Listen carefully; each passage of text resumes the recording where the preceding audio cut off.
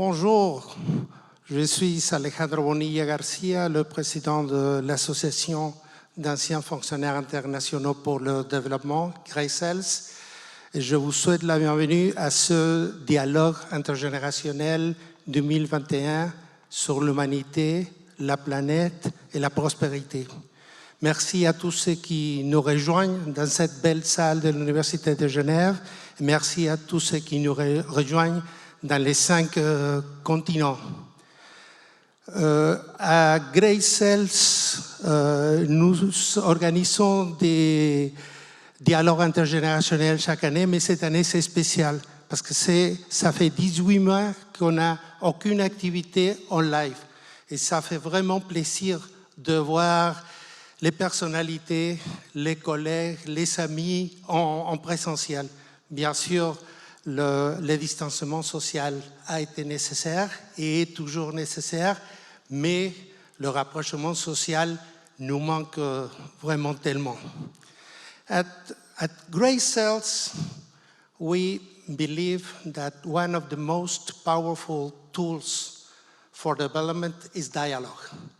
And when you engage into dialogue, in particular if you engage into intergenerational dialogue, you bring the opportunity to interact, to connect beyond your own beliefs, beyond your own age group, and beyond generations. This gives an opportunity to welcome other groups of thinking. And intergenerational dialogue brings connection. Connection brings trust, and trust brings engagement. And at the end, when we're talking about sustainable development goals, aren't we talking about engagement between the different generations? At Greycells, we believe that is the case. In the panels that we're going to have today, we're having precisely that. Engage women and men of all ages that are acting for development at the local level, at the national level, and at the global level. They will show us the diversity and the complexity of working in developmental issues. And hopefully they will show us, I'm sure they will, that development is at our reach, that we can reach development, that it is at our reach, but we have to earn it. We cannot take it for granted. We have to work, we have to write, we have to act, we have to plan, and actually even we have to manifest or even fight for it. It's really important that the thinking becomes action and that the action becomes impact. And since the center of our attention in this intergenerational dialogue are the Sustainable Development Goals, I cannot think of anybody better to set the stage than Madame Tatiana Valovaya, the Director General of the United Nations Office in Geneva. She has been kind enough to send us a short message that I will share with you.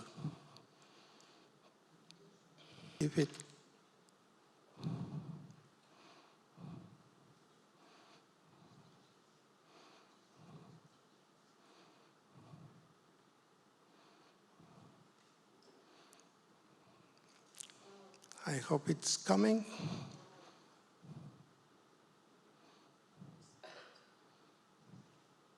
Ladies and gentlemen, dear colleagues, dear friends, it is my great pleasure to address this intergenerational dialogue. I thank Greycells and its many partners for organizing this event and for bringing together different generations, both young people as well as current and former international civil servants, united by their search for solutions to challenges of our time. Can social mobilization shape the agenda at local, national, and global levels? For me, the question is not if it can, because it already does. But the question is how this is done and what more to do to strengthen participation and inclusion. In January 2020, 1 month before the spread of the COVID-19 pandemic across the world, the UN Secretary General Antonio Guterres identified 4 global threats that endanger our common future, metaphorically naming them the 4 horsemen. First, the highest global geostrategical tension in years. Second, an existential climate crisis. Third, deep and growing global mistrust. And fourth, the dark side of modern technological progress. In addition, inequalities are the source of many global challenges. It is also important to strengthen inclusion and create conditions for equal participation of everyone, men and women alike, in all our activities and decision-making process. To face current global challenges, we need more inclusive and effective multilateralism with vision, ambition, and impact. The 21st century multilateralism must be networked, drawing on the experience and expertise of different international and regional organizations, civil society, cities, businessmen, local authorities, young people, and academia. Bringing different voices and perspectives to the discussions and decision-making table helps taking informed decisions, creating lasting partnerships, and developing innovative solutions. At the United Nations office at Geneva, we value opportunities to engage with young people in the context of Young Activist Summit, Model United Nations, sessions of young reporters at the UN. These events allow young people to be heard at multilateral fora and participate in development of solutions that affect their future. Ladies and gentlemen, in order to create a true and lasting paradigm shift, we must change our mindset. The COVID-19 pandemic offers essential lessons and avenues for us to advance. It forces the international community to adjust its strategies and tools to deliver jointly on sustainable development, provide support to the most vulnerable, and ensure inclusion for all. We can see how civil society is gaining strength. Emerging young leaders and civil society organizations are strongly committed to making solidarity, inclusion, and sustainability a reality. Today's event provides an excellent opportunity to hear examples of how social mobilization can influence global and local agenda.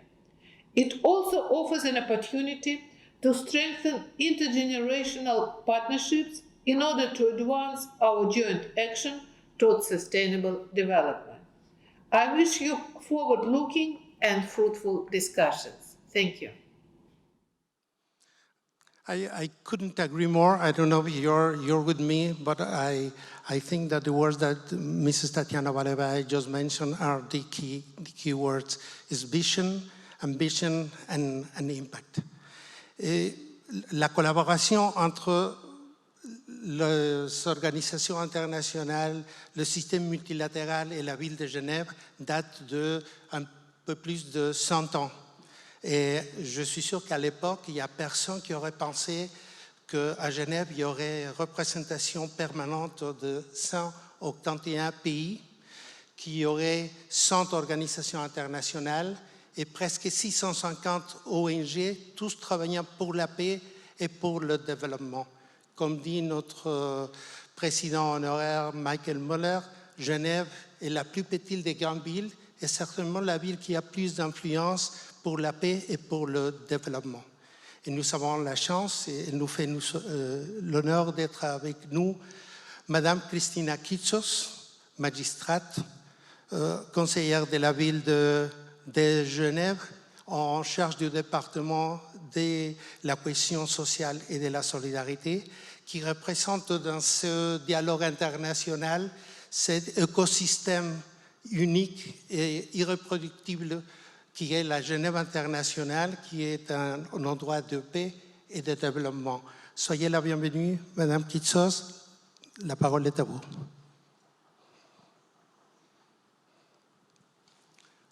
Je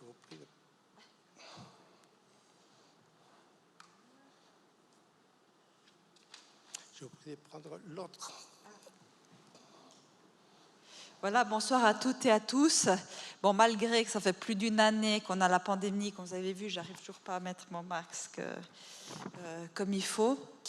Alors, Madame la directrice de l'Office des Nations Unies, pour la saluer même si on est à distance, Monsieur le Président de Greycells, Mesdames et Messieurs les panélistes, Mesdames et Messieurs les membres et amis de Greycells, Mesdames et Messieurs les représentantes et représentants d'associations de seniors et de jeunes, Mesdames et Messieurs à Genève et ailleurs dans le monde, je suis vraiment très heureuse d'être parmi vous. Je peux tourner les feuilles, Madame la conseillère administrative, si ça vous arrange. Je peux faire le pupitre.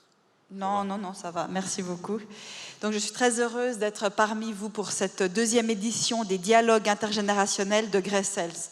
Comme vous avez pu le dire précédemment, c'est vrai qu'en ville de Genève, on parle souvent de mixité sociale, de voir comment est-ce qu'on peut travailler sur la création de liens, pas seulement sur l'intergénérationnel aussi, mais de manière générale, pour faire en sorte que les personnes soient dans la bonne disposition à la rencontre.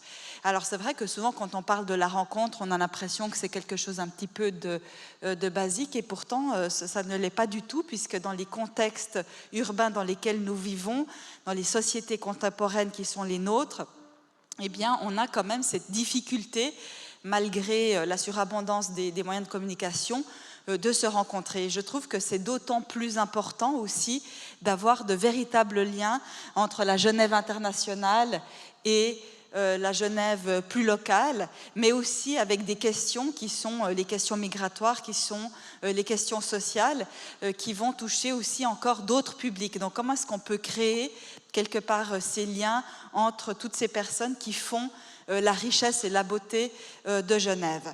Alors, quand je parle de ça, je pense aussi à des éléments en particulier, par exemple la question des sans-papiers, puisqu'on sait qu'ils font la prospérité de Genève, et pourtant ces personnes ne sont pas visibles, n'ont pas accès à des droits, et on l'a vu avec la pandémie, du jour au lendemain, des personnes perdre leur emploi, et ce que ça a pu donner en termes d'image de Genève dans le monde, une des villes les plus prospères, mais aussi au niveau des politiques que nous avons dû mettre en place, qui étaient plutôt des politiques qu'on pourrait appeler palliatives. Je pense que vous avez toutes et tous en tête les distributions alimentaires, où des personnes attendaient un colis alimentaire. Bon, d'ailleurs, ces distributions se poursuivent encore aujourd'hui, même si ça s'est stabilisé.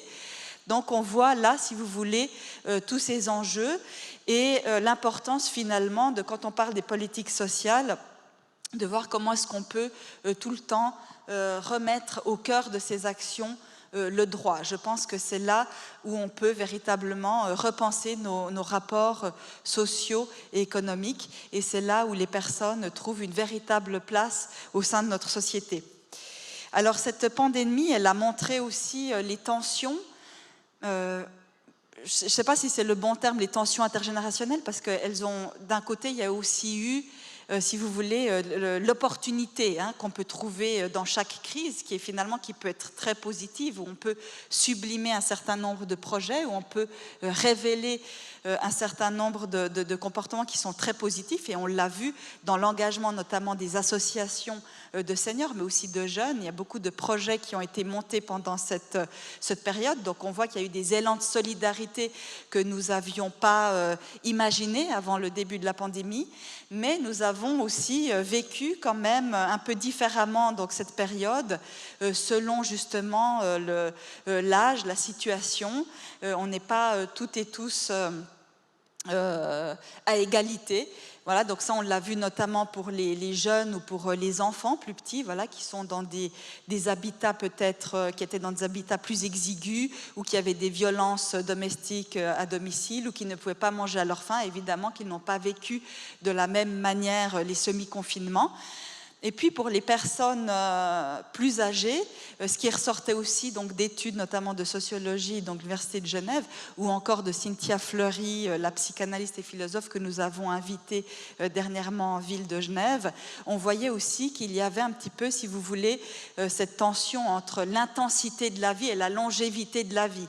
Et là aussi, c'est vrai que ça nous a interrogés parce que des personnes voilà, de plus de 75 ans pouvaient se dire à un moment donné, mais moi j'étais en forme ces années, 1 année, 2 années, et puis finalement on m'empêche quelque part de vivre cette intensité-là. Donc on était tourné plus sur une biologisation de la vie, et c'est vrai que donc ça a été vécu quand même de manière assez forte, et surtout au début, on a eu beaucoup de retours de personnes aussi qui nous ont dit on a l'impression d'être infantilisé, on a l'impression qu'on est décrit qu'à partir du statut de senior en fait. Et qu'est-ce que ça veut dire senior? C'était juste de dire c'est ceux et celles qui ont plus de 65 ans. Alors moi je pense évidemment que ça ne va pas se réduire à l'âge, parce que comme on définit finalement cela, mais ça nous interroge encore beaucoup, et je pense qu'un des enjeux maintenant du département, c'est notamment l'après-Covid, puisque même si au niveau sanitaire, je l'espère et je le souhaite, ça devrait donc se calmer, disons qu'au niveau des conséquences sociales ou humaines ou aussi plus psychologiques, disons que l'impact, on doit quand même le prendre en compte, on doit tirer les leçons aussi de cette période. Voilà ce que je voulais dire en quelques mots, et puis si vous me permettez, je terminerai avec une citation de Cynthia Fleury qui, je dois dire, m'inspire énormément ces jours, puisqu'elle place dans un de ses ouvrages le courage au centre de nos actions, le courage en tant que vertu, pas seulement pour les individus, donc les individus en tant que tels qui doivent s'affirmer, faire preuve de créativité et de courage, mais aussi pour les institutions. Et je trouve ça très intéressant puisqu'on a souvent une défiance envers les institutions, et de se dire comment l'institution peut se remettre en question. Bon, il n'y a pas de meilleure période que les périodes de crise pour remettre en question nos politiques, voir aussi peut-être où est-ce qu'on était guidé par l'impuissance, où est-ce qu'on aurait dû faire mieux. Mais pour ce faire, il y a vraiment cette valeur du courage qui doit vraiment nous guider.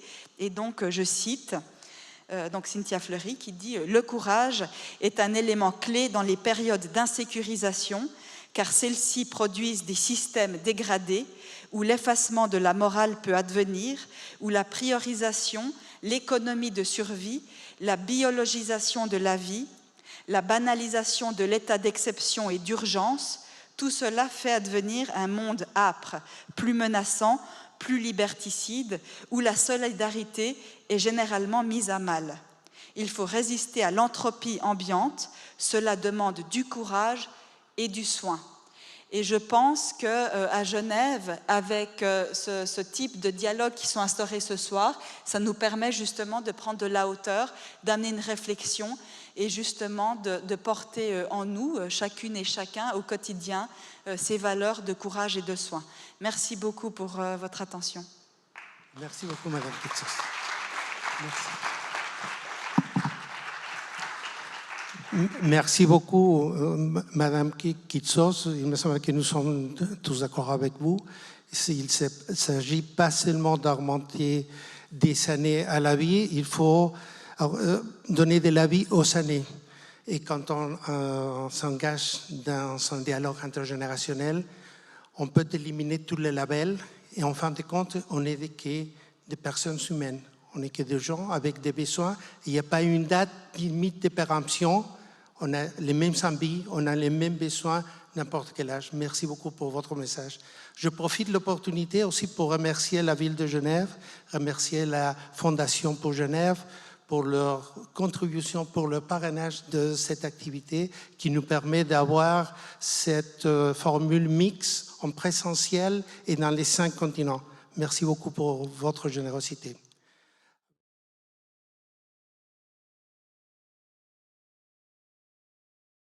Bonjour, Monsieur Sédou. Bonsoir, Monsieur le Président. Bonsoir. Bien sûr, à Genève, il n'y a pas besoin de vous présenter, tout le monde vous connaît à Genève, puisque nous savons des gens qui nous regardent dans les 5 continents, je peux dire que c'est l'un des journalistes et présentateurs vedettes à Genève et que c'est la deuxième fois que vous participez, vous conduisez un dialogue intergénérationnel. Alors merci beaucoup d'être avec nous. Je vous passe les rênes pour que vous nous conduisiez, s'il vous plaît, dans le dialogue intergénérationnel. Merci beaucoup, merci Monsieur le Président et bonsoir à toutes et à tous. Je suis ravi de mener les discussions de ce soir. Le programme est assez dense. On va démarrer avec une première discussion consacrée à la planète. Donc j'invite d'ores et déjà les participants, les panélistes à nous rejoindre sur la scène, ceux qui sont là, ceux qui nous rejoindront à distance ce soir. Mais d'abord, on va écouter un message. On a eu quelques messages en début de soirée. On va écouter un message. C'est celui de Madame Gro Harlem Brundtland. C'est une femme qui a été Premier ministre de la Norvège, directrice générale de l'OMS. Et elle parle ce soir au nom de l'association The Elders, qui a été fondée, on s'en souvient, par Nelson Mandela. Et puis, donc, cette association qui réunit d'anciens chefs d'État et de gouvernement, très hauts fonctionnaires internationaux également, dont l'engagement en faveur du développement et de la paix est très important. On écoute son message avec, normalement, le bouton vert.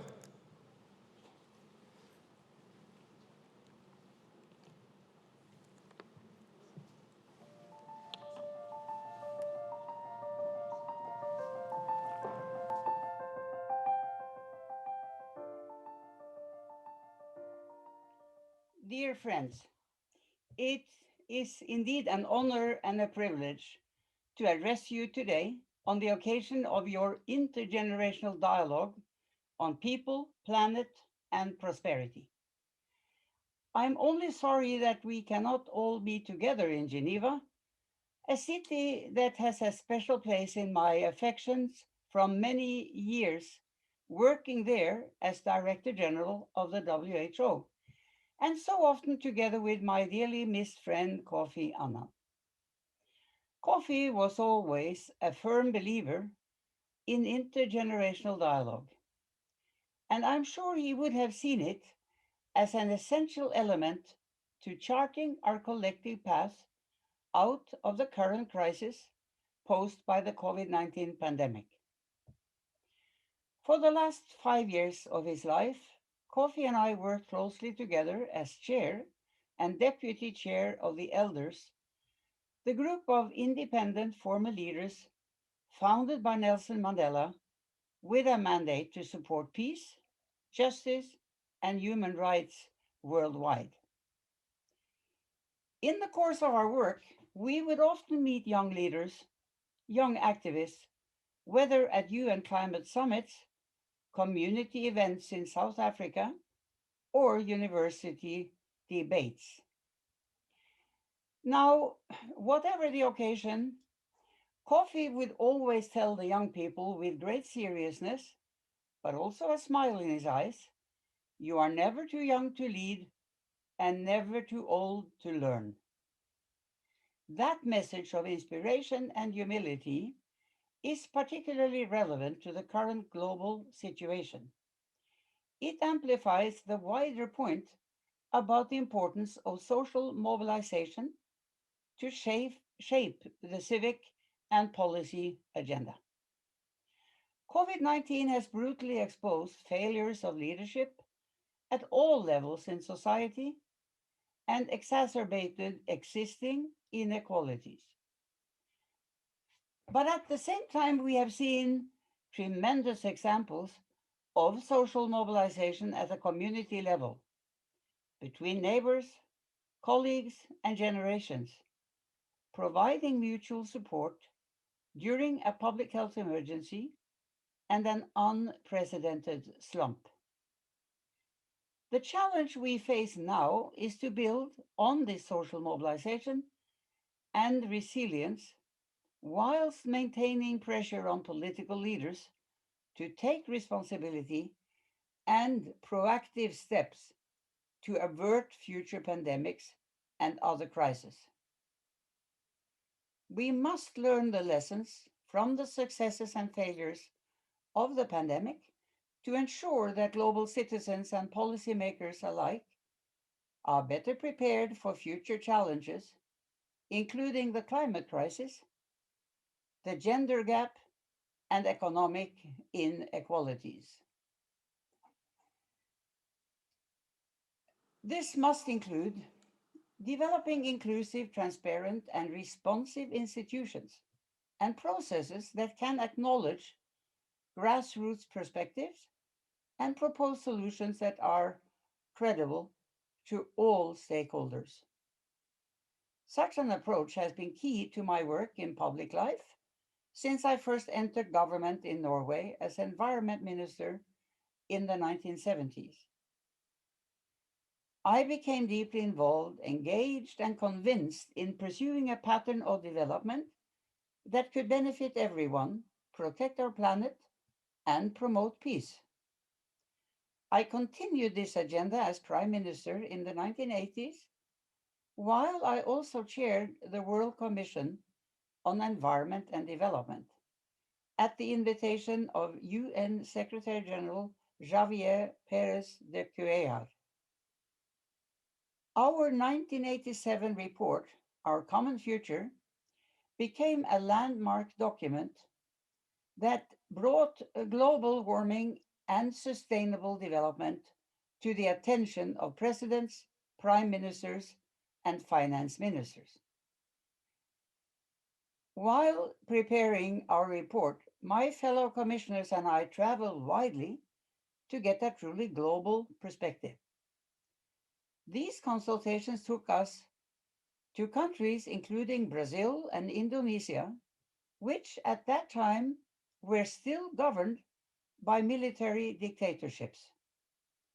However, I insisted that civil society voices should be able to participate in our sessions, including trade unionists, women's groups, youth, and church leaders.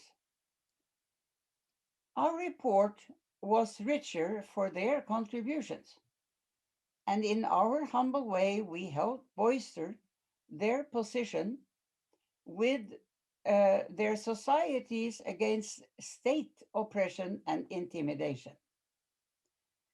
Nearly 4 decades later, the world has changed immeasurably. But the principles of dialogue, solidarity, and an engaged citizenry remain indispensable to finding common solutions to our shared challenges. Today, I stand with my fellow elders in urging world leaders and decision makers to give primary consideration to the interconnectivity of the problems we face, and to give civil society, not least young people, a meaningful voice in articulating and delivering the solutions to our shared challenges. The pandemic has highlighted our mutual dependency. We are all in this together. Only through social mobilization, intergenerational dialogue, and upholding the values of multilateralism, illustrated by the life and the enduring example of Kofi Annan, can we hope to overcome today's crisis and leave a better world for our children and grandchildren. Thank you so much.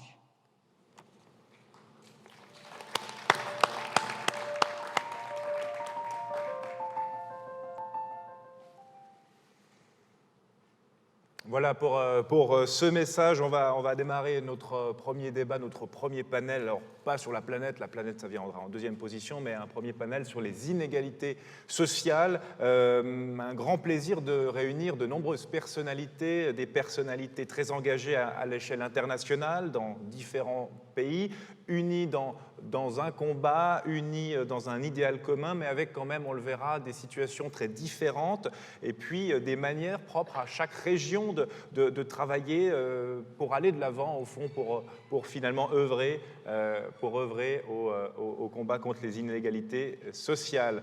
On retrouve en direct de l'Inde Annie Namala. Bonsoir, est-ce que vous nous entendez?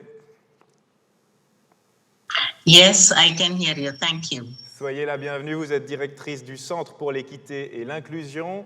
Nous avons avec nous ici dans la salle Adama Sané. Bonsoir. Vous pouvez prendre un micro.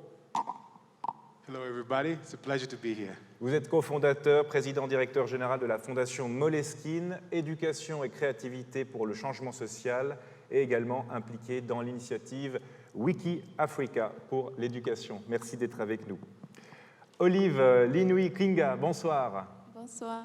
Vous avez passé un master à Genève en gouvernance européenne et internationale. Vous êtes activiste, vous êtes fondatrice d'une ONG qui œuvre pour les enfants et les familles pauvres. Vous êtes notamment active au Cameroun, mais aussi partout où vous allez, au fond, parce que chez vous, la solidarité n'a pas de frontières. Partout où vous allez, vous vous engagez, que ce soit ici, que ce soit même aux États-Unis où vous avez vécu. On va en parler. Merci d'être avec nous. Adiba Kassim, bonsoir. Bonsoir. Alors, vous êtes journaliste, survivante yazidi du nord de l'Irak, témoin du génocide perpétré par l'État islamique. Vous avez été la première à documenter ce génocide. Vous avez permis de le rendre visible à l'échelle internationale. Alors c'est un travail considérable et courageux que vous avez effectué. Et c'est vrai que quand, comme moi, on a l'habitude de présenter les débats politiques sur l'aimant bleu et qu'on a en face de nous eh bien, une journaliste, une consoeur comme vous qui avez fait ce travail, eh bien, on se sent évidemment tout petit. Mais en tout cas, merci, chère consoeur, d'être avec nous pour partager votre histoire et pour témoigner. Mais je veux juste dire qu'un génocide qui n'est pas fini, qui est toujours en cours. Oui, et ça, on va en parler, évidemment, que ce n'est pas fini. Mais vous avez été la première à le rendre visible et c'est quand même quelque chose qu'il faut souligner. Donc merci et bravo. Et puis je salue également Gabriel Koller qui est avec nous. Vous êtes associé de recherche principal à l'Institut de recherche des Nations Unies pour le développement social. Vous êtes également membre de Greycells qui organise cette soirée et on vous retrouvera donc à la fin de ce panel pour une prise de parole conclusive plus globale sur ce qui a été dit, pour commenter les témoignages que nous allons entendre immédiatement, évidemment. À noter également dans la salle pour celles et ceux qui souhaitent poser des questions aux panélistes et à ceux qui sont en direct avec nous, eh bien qu'il est possible de le faire. On laissera 5-10 minutes à la fin de chaque débat pour que vous puissiez, depuis la salle ou depuis chez vous, eh bien, adresser vos questions à nos panélistes. Adiba Kassim, je commence avec vous. Est-ce que vous pouvez nous raconter, au fond, votre enfance en Irak et les événements qui ont mené vers ce génocide, vers ce drame, au fond? Well, je vais parler en anglais. Je parle français, mais je préfère m'exprimer en anglais. So my childhood in Iraq, actually, unfortunately, I have been born and grown up in the war. So all I've seen was war, poverty, rejection, and in a little bubble, I would say. I've been grown up in a little bubble. No right, no education. I've never been to school when I was a child because I was not recognized because of the war. I've done self-education 18 years home until 2014. But we were still with our community, we were still home, thinking that we have peace because we were together, even though we were like a small minority in a little part, rejected, nobody was hearing us. Until 2014, when actually the biggest thing that have happened, which was a genocide. The genocide that the Islamic State committed against my community, the Yazidi. I am one of the last people who left the village before the Islamic State arrived. I've lost 70 members of my family who are still kidnapped. Some of them we found their bodies. Some of them we know that they've been taken and we will never see them again. Some became child soldiers and they have been taken. We will never see them again. And then I was one of those people who survived and who decided to take the responsibility to document and to tell the world what have happened with us. And unfortunately, the international communities, they failed to protect us. They failed to do something for us. But we continue to tell our stories. We continue to advocate about the genocide. So we would be like one of the last communities, one of the last minority who face a genocide. We want to make sure that no other people, no other generations, or no other minorities go through what we have been through. J'ai une question très naïve, mais au fond, pourquoi on vous en veut? Good question. So the history of an ethnic religious minority, the Yazidi, one of the very old religion in Iraq, in Turkey, in Iran, and in Syria, in the Middle East. So now, today we are everywhere. We have a big community in Armenia, in Germany. We migrated from the Middle East.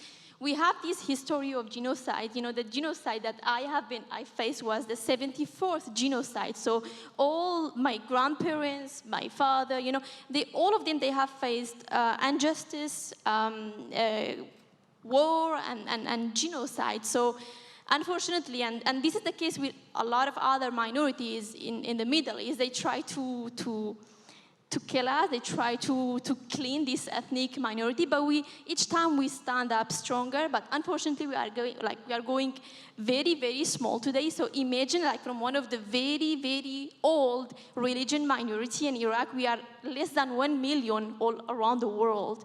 But we stand up stronger, we stand up, you know, for us and for the others as well. Où est-ce que vous avez trouvé le courage, l'énergie d'entrer dans cette vocation de journaliste aussi? Vous étiez d'abord une victime, vous avez été témoin, et ensuite vous avez décidé finalement de faire quelque chose de professionnel, entre guillemets, autour de ces événements tragiques. So, like, when the genocide happened, I was 19, 20 years. So when we escaped from my village, my parents and my siblings, I pushed them to leave home because we were not believing that such a thing will happen, like a genocide. So we were thinking that we are leaving home and we're gonna come back in the evening, but unfortunately that was the last time that we saw home. So in the beginning we were not able to realize what have happened, but then I took my family, we migrated to Turkey where we became refugees for the first time. And then I realized that I've lost everything. I've lost friends, family, home, and all my dreams that they were taking, you know, from me. All my dreams were destroyed in front of my eyes. And then I've got nothing to lose. En fait, j'ai tout perdu. J'avais rien plus à perdre. Et puis c'est pour ça, en fait, j'ai décidé de faire quelque chose. I sent my family to Germany. All my family are refugees today. I put my siblings in a boat and I sent them to Germany. They ended up in Lesbos and then they went to Germany. And then I decided to go back to Iraq. I wasn't able to leave all of that behind me and to come to start a new life here in Europe. So I wanted to, it's my duty, it's my responsibility to do something, to document those crimes and then to find justice one day. So yeah, to answer to your question, I would say I have nothing to lose, so I went to make a change. Olive, Linui Kwinga, vous êtes de la même génération toutes les deux. En quoi le témoignage de Adiba résonne chez vous et est-ce que vous voyez une similitude dans vos combats aussi, dans ce qui vous a donné envie de vous engager? I understand a little, so would you care to translate?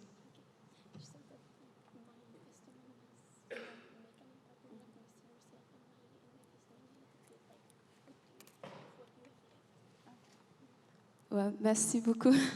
And of course, good evening, everyone. My name is Aula Piaget. I was born in Cameroon, and as Adiba has explained in her story, I see little similarities, but I would say my story is more from a different dimension of the fact that I immigrated to the United States when I was 12 years old, and so experiencing such a difference in culture and a difference in mindset as well as language was a bit of a shock to me initially. And so I completed my high school, and then my mom decided to send me back in Cameroon to see the home that I kept saying I want to go back to. And what was very shocking was the fact that everything seemed in a state of stagnation, no progress, and my village was almost in a worse state than previously. And what I then realized was, why will I want to, because initially before going to Cameroon, my ambition was actually to become an astrophysicist. And in high school, I excelled in chemistry and physics and was selected to participate in the NASA competition space program twice. And so this was a trajectory that I was looking forward to. And my mom was very happy that I chose that. But upon arriving in Cameroon and at 18 and realizing the dire situation, I returned with a different mindset and more of a bigger objective to want to make change, but change not by going up in space or exploring the unknown, but more so underground and trying to see how I could contribute to improving the lives of my fellow classmates whom I had left, and it was more difficult to reconcile the fact that here was I, being taken away by my parents to a better country, gaining better opportunities, but for them, they don't have anyone who is abroad who can then come and take them out of that situation. So I felt it was my responsibility to step out of my comfort zone and choose a career where I can actually contribute in making others' lives better than myself. And do you have any regrets? I am still in the process of learning, so I cannot say I regret or not regret, because at the moment I'm completing a master's program in European International Governance, and this is my second master's. And initially I came here in Geneva, and some might ask, why did you leave the US to come here in Switzerland to study, or more specifically to Geneva? And as we all know, the history of what Geneva has played its role in diplomacy, I felt this is the center to come and to actually be able to touch, to feel, to see, as well as to get the complete reality of what I am going to do. Because at the moment I'm completing an internship at the United Nations Library and Archives, and it's very profound for me to get to experience the behind the scenes of what goes on, and who the people who don't necessarily get the privilege of being seen by the public, and the contributions they are making daily in the efforts of ensuring that the United Nations remains relevant despite the changing landscape of international governance and diplomacy. So as far as regrets, I would say I've actually benefited a lot, and I continue to learn as a result of being here. You are 24 years old, if I'm right? Yes. What can you now consider as achievements, concrete achievements? A concrete achievement for me, the first thing that comes to mind is actually when I was in the US in high school during my senior year. And we had, some of you might remember, the abduction of the Chibok girls in Nigeria. And so there was an initiative which I just simply was following the news, and whenever I came to school, I realized there was a huge disconnect between what my classmates perceived as education and what was ongoing. And so I then brought up to the principal, actually, of my high school, and I introduced him to the idea of me creating posters of the hashtag Bring Back Our Girls campaign, which was ongoing in Twitter, and posting it on every single classroom door. That way, I can then educate my classmates and schoolmates and let them also realize the importance of that they have of being in a premise or in a country that they have the ability to study peacefully. And so when the principal accepted, I then put these posters in all the doors of my high school, and he actually encouraged me to then host programs. So they created a period during the day where I would go to various classrooms and educate my various schoolmates about the Chibok girls, and also education in Africa in general. Despite the fact that I wasn't Nigerian, I felt this was an obligation because a lot of my classmates had little or no understanding of the world outside of them, and also the value of education.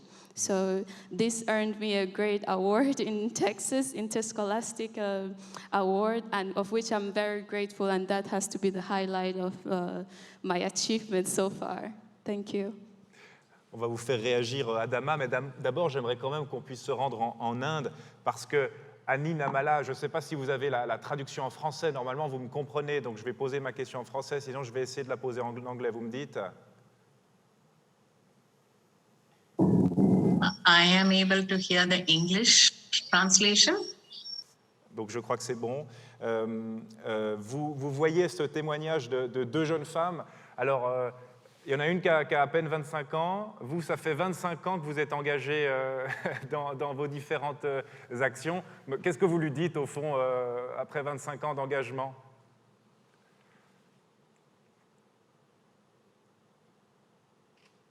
Thank you.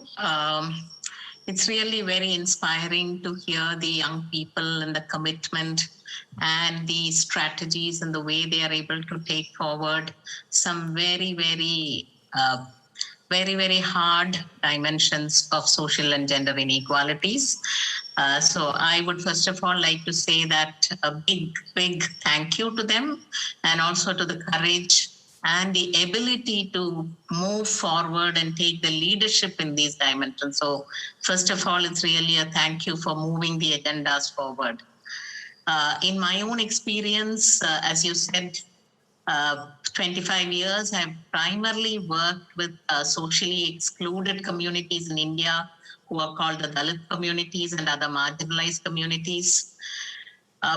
My experience is that when you are really confronted with very entrenched, deep-rooted social and gender inequalities, it is extremely important to support and facilitate leadership from the communities to raise the issues up, to bring it up to a level of articulation, to be able to make a connect with other members of the community and make the demands. I think over the last 25 years, I've seen a lot of changes where a community that has been considered bottom of society, untouchable, servitude and almost near slave conditions have organized themselves, mobilized to, at this point, that in all our political, social, economic dialogues, the Dalit issues become an agenda.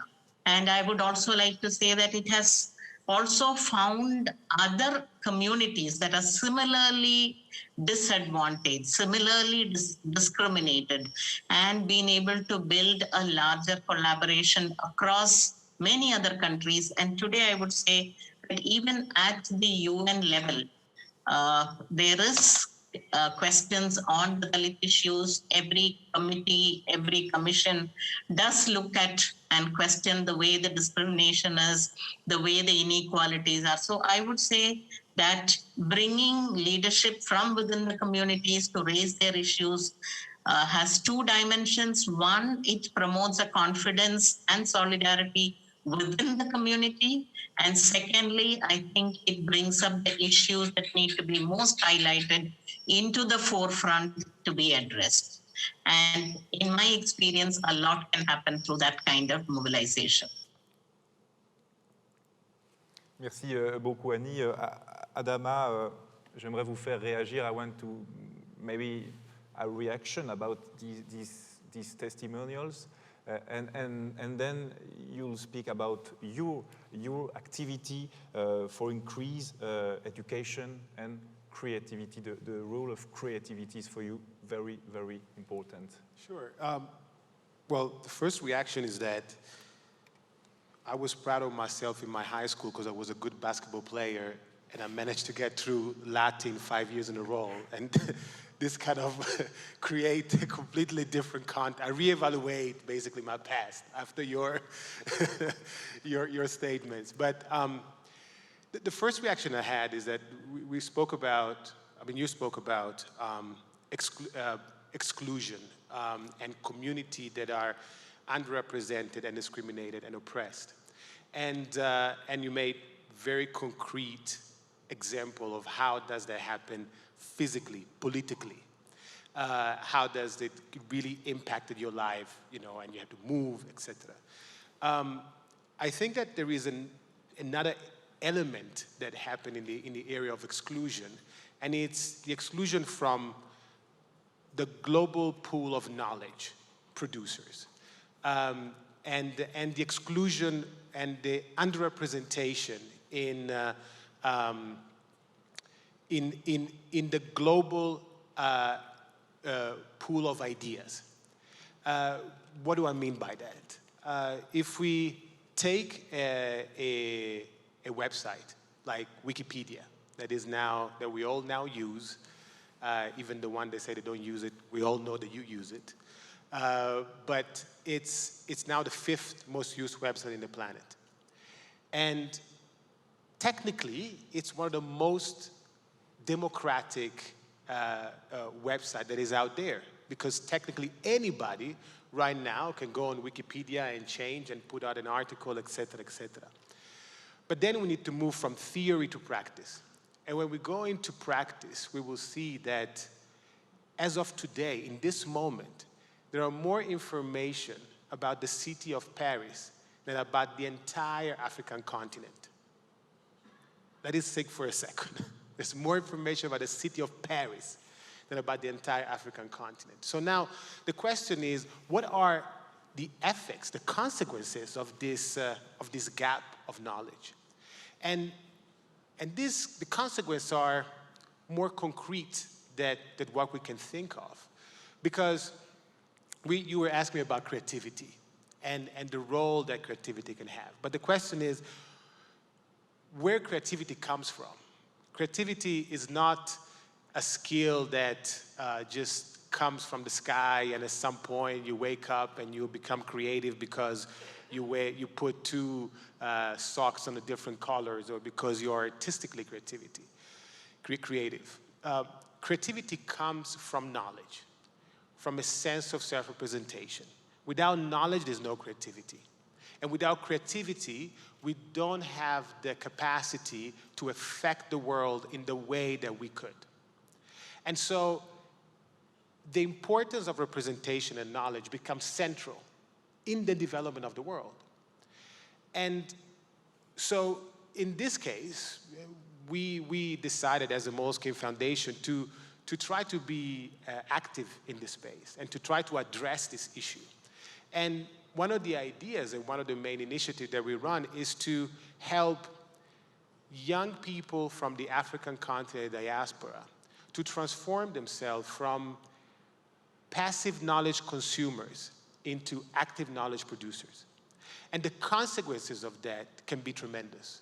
I think, Adiba, you were talking in the beginning, and everything started from, telling the story. I need to tell the people who we are. And that passed from your capacity to produce knowledge as you're doing, but also your capacity to disseminate that knowledge. And now the great things compared to the past is that technology can help us doing that. Now the question is, technology can help us doing that, but technology, unless we are intentional about it, can just reflect the power structure of the world. So it is somehow at the center of our initiative and in the center of initiative of many other people to try to rebalance this inequality in terms of knowledge production and knowledge consumption. We need to make sure that more communities, more languages, more people can represent themselves in an effective way so that the entire world can actually benefit for all the creativity that can stem from it. And maybe with your foundation, Moleskine and WikiAfrica, what are concrete achievements you've still done? So, I can talk about something that we just, we worked on last year, 2020. That's probably the most concrete example I can make. Because as many other organizations in the world, especially cultural organizations, COVID-19 really was obviously a big hit for everybody, especially for people who are used to work into physical spaces, etc. So what we did, though, we took the knowledge that we had and the experience that we had from WikiAfrica Education, and basically we run a campaign called The Solution Will Not Be Televised, where we activate a community of translators, of knowledge producers in African languages so that young people could start producing knowledge about COVID-19 in their own language.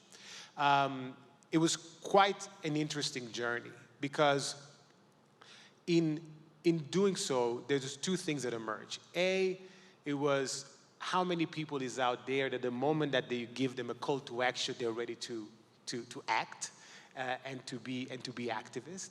And B is also the gap that we thought we knew that it existed, it was more than what we actually could think of. When we started, on Wikipedia, there was one entry about COVID-19, and I think it was in Kiswahili. There was nothing else in African languages. And in less than 2 months, we managed to activate a community. We had more than 30 languages represented, more than 400 entries produced, all spontaneously. And suddenly, ideally, 300 million people could have access to this information from their phone. And we are not a health organization. We deal with culture. But again, our idea was connected to the fact that in order to spark creative solutions, you need to have knowledge. And that knowledge could be somehow self-produced. It can come from the bottom. And that's somehow what we learned from this initiative. Et ça, Adiba, j'imagine que ça vous parle, ce message-là. Yeah, of course. As you mentioned, like to find solution, you should have knowledge, you know. So this is something where I wanted actually to inform the world with what was happening. So therefore, I started to work with international media as a freelancer journalist. But my role was not just to interview people, was not just to talk to people or to film people, but also how to make a good communication with the foreign journalists and the community who were persecuted, you know. Because you arrive here, for example, from Switzerland, and this, you know, this beautiful bubble, beautiful country. You arrive to Iraq, where there is a genocide. But how are you really able to communicate with people? Are you really able to take their message straight away? But no, it was not that easy. So therefore, my rule was to make sure that the world get the right message about what was happening in Iraq. And also, on top of that, being a woman, you know, like it was always the men's job. As you all know, I came from a very conservative country, at least since I remember the war, and then the country was conservative. It was always difficult for women. And then, you know, we've got a lot of victims. We've had so many victims. But when I went back home, or when I went back to work there, I want to be there as a fighter, not as a victim, you know. We had so many. So I wanted to take the lead. I wanted to take my part and really to do something. I succeed somehow. I succeed, and I managed to do a lot of things in terms of like national level, but internationally it's still not enough, you know. So, for example, when we were in Iraq, when the genocide was happening, we were running from home, we were all expecting something here from Geneva, saying that the capital of the humanity, the capital of the world, they're gonna come to save us, they're gonna come to help us, they're gonna bring us peace, but we were wrong. And then me coming here as a refugee, I'm an asylum seeker in Switzerland, by the way, for the second time I'm a refugee. My asylum is rejected, you know. Coming here and seeing that people are really in a bubble, you know, they have no idea what have happened there. And then when they talk about us, we are not included. And then also as a refugee, they talk about us, they make decisions about us, but without us, so we are not included. So therefore, it's my responsibility to be included there where they make decisions about us. Annie Namala, est-ce que on parlait de l'éducation, de l'accès à l'information. Est-ce que pour vous, en Inde, c'est un objectif, mais c'est aussi un obstacle dans votre travail tous les jours?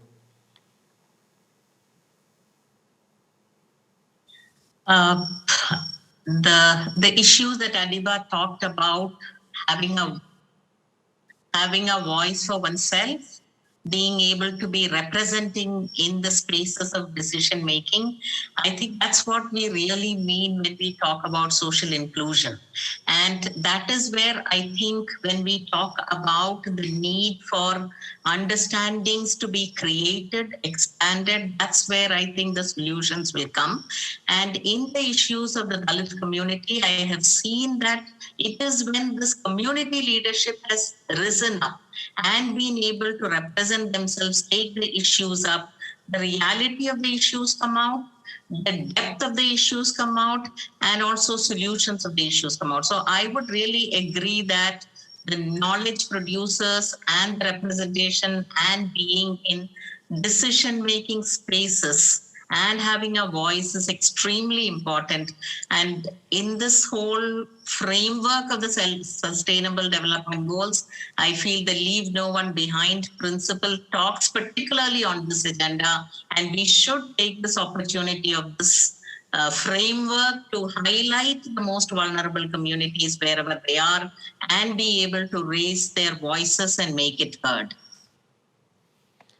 Peut-être encore un mot avant de passer la parole à Gabrielle Koller, un mot avec vous, Olive. Quel est peut-être le message que vous souhaitez faire passer? Which message do you want to tell us tonight? Like a conclusion. Thank you for your question. And a message I would like to say tonight is one that I myself experienced, which is when I was completing my internship at the Dallas Foundation in Texas. I always assumed if a country is wealthy and it has the resources to enable that all its people have homes, have shelter, have all the needs that the world wants, or at least that we all want to achieve, that should be possible, especially in a developed country like the US. But to my shock, I did my internship, and what I realized was there's a great need, and a lot of people become almost invisible in the eyes of the world and in the eyes of their own community, simply because they don't have someone to speak on their behalf, or they don't have any representation of someone to give them the knowledge.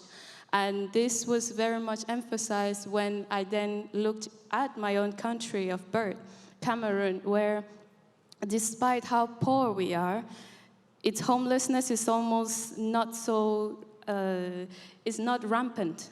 And if there's ever a situation where someone doesn't have a home or doesn't have shelter or whatsoever, the community tries to see what it can do to help.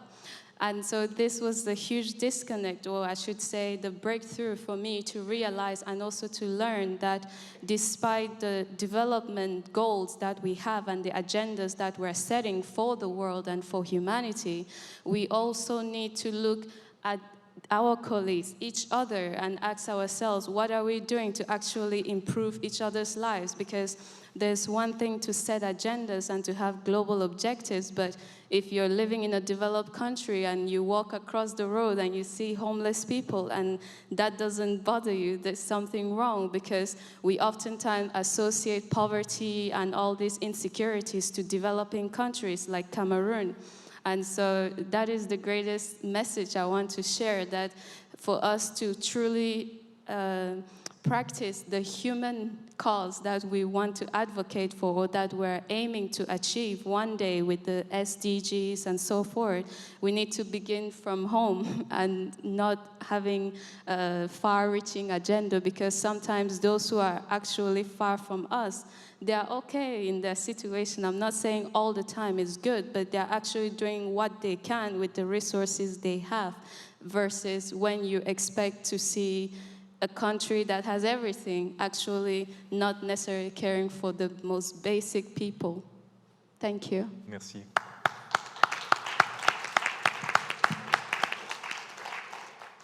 Gabrielle, là on a entendu ces témoignages. Comment on peut les relier entre eux finalement? Qu'est-ce que vous tirez de ce premier dialogue? Thank you so much, Jeremy. I think, first of all, these are very moving reports from you as young leaders and from Aninamala as a senior leader, if I may say so. I think from your observations and your experiences and your activism, I draw 4 points. The first one is the importance of leadership, which is something that I'm an old 68 generation, and we sort of always skirt around that issue of leadership, but I think it's actually extremely important. And I think with all of you, it became very visible how important it is to have people who take up action, who have the courage to speak, who have the courage to investigate, and who have the will to make changes. The second point I take from your témoignage is really this question of how do we build coalitions? How do we reach out across different disadvantaged communities? And I think your last point, Olive, was very stirring about how we often, people of us who are in the so-called development set, we're very concerned about the low-income countries and the situation of people living in social exclusion, living in poverty in low-income countries, and will at the same time walk past people in our own country who are in equally dire situations. And this issue of leaving no one behind, including in our own direct communities, I think that's an important point. So this question of how do we coalesce across different topical issues, different types of social exclusion, be it caste system in South Asia, be it homelessness in the US, be it religious minorities who face genocide from one generation to the next, be it Africa as a continent excluded. It's not just excluded from access to the internet, the digital divide, it's also this issue that the head of the WHO keeps emphasizing now with vaccine apartheid, that in the entire African continent, 1% of the population has now been vaccinated against COVID-19, whereas in Europe, I think we're between 30 and 40%. Huge apartheid, a huge discrimination, again, leaving a whole continent behind, as it were, with a vaccine that ought to be free and accessible for all. So leadership, coalitions. I think the third point I see is around creativity. I thought that was very interesting, what you were saying, this importance of being creative, of finding new ways, which in a way interfaces with this question of building groups that can work together and doing that in unusual ways, having strange bedfellows come together, so to speak. But I think the most important point that I take from your interventions is really this question of how to get onto the agenda. And I think especially the genocide issue, what you were saying, obviously I'm aware of the Yazidi persecution. I personally work a lot on the issue of the Rohingya in Myanmar, and it's the exact same processes. A friend was just telling me about persecution that happens in other parts of Europe, in the Yugoslav war, of the genocide in Germany against the Jewish people. And it's always the same thing, that we don't see the signals of what's about to happen, and we're not aware of the genocide as it's taking place. And so this fourth point, I think, is so important in the context of what we're trying to achieve with this dialogue. We're anchoring it in a way in the framework of the Sustainable Development Goals, so in a way in this multilateral way of speaking. And it really shocked me to hear how, just like the people in Myanmar who are now asking for help, responsibility to protect, and you're saying no one came to help, and you were expecting Geneva, in quotation marks, to come to the assistance, to support a people who is being persecuted and actually murdered, raped, violated, and that there was no response. And so the question is, how do we actually get to this interaction between activism, social mobilization, and then having a world-level multilateral system that actually does intervene in the correct fashion? And that is something we'd have to discuss separately. So maybe bringing it back to the point about Geneva, that some of us at least are physically in the city of Geneva. The social contract was invented here by Jean-Jacques Rousseau. He only referred, I think, to governments and people, but we of course know that the climate is extremely important, so we would have a much more differentiated social contract. And we, I think, also have a very different understanding of what citizens or people are. It's everyone in the community, including people who are displaced, who are refugees. So the question is, how do we connect social mobilization of individuals, of groups, of communities who hopefully get voice, but how do they get authentic voice in multilateral processes so that their intentions, that their desires, their rights are really heard in the multilateral forum. I think that's partly what we're trying to achieve with this meeting. So let me stop there because we have so many other exciting speakers who will be addressing us. Thank you. Merci beaucoup. Merci à tous les 5 d'avoir été avec nous.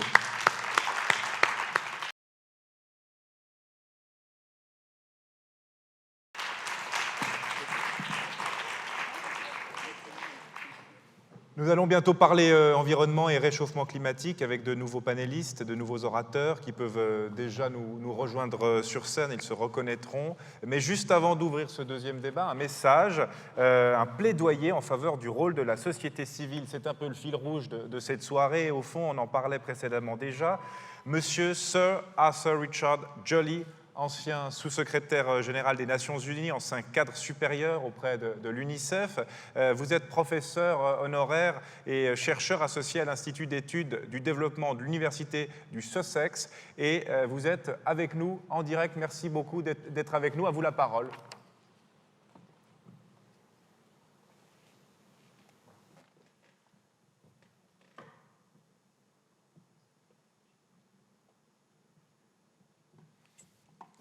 Can you hear me?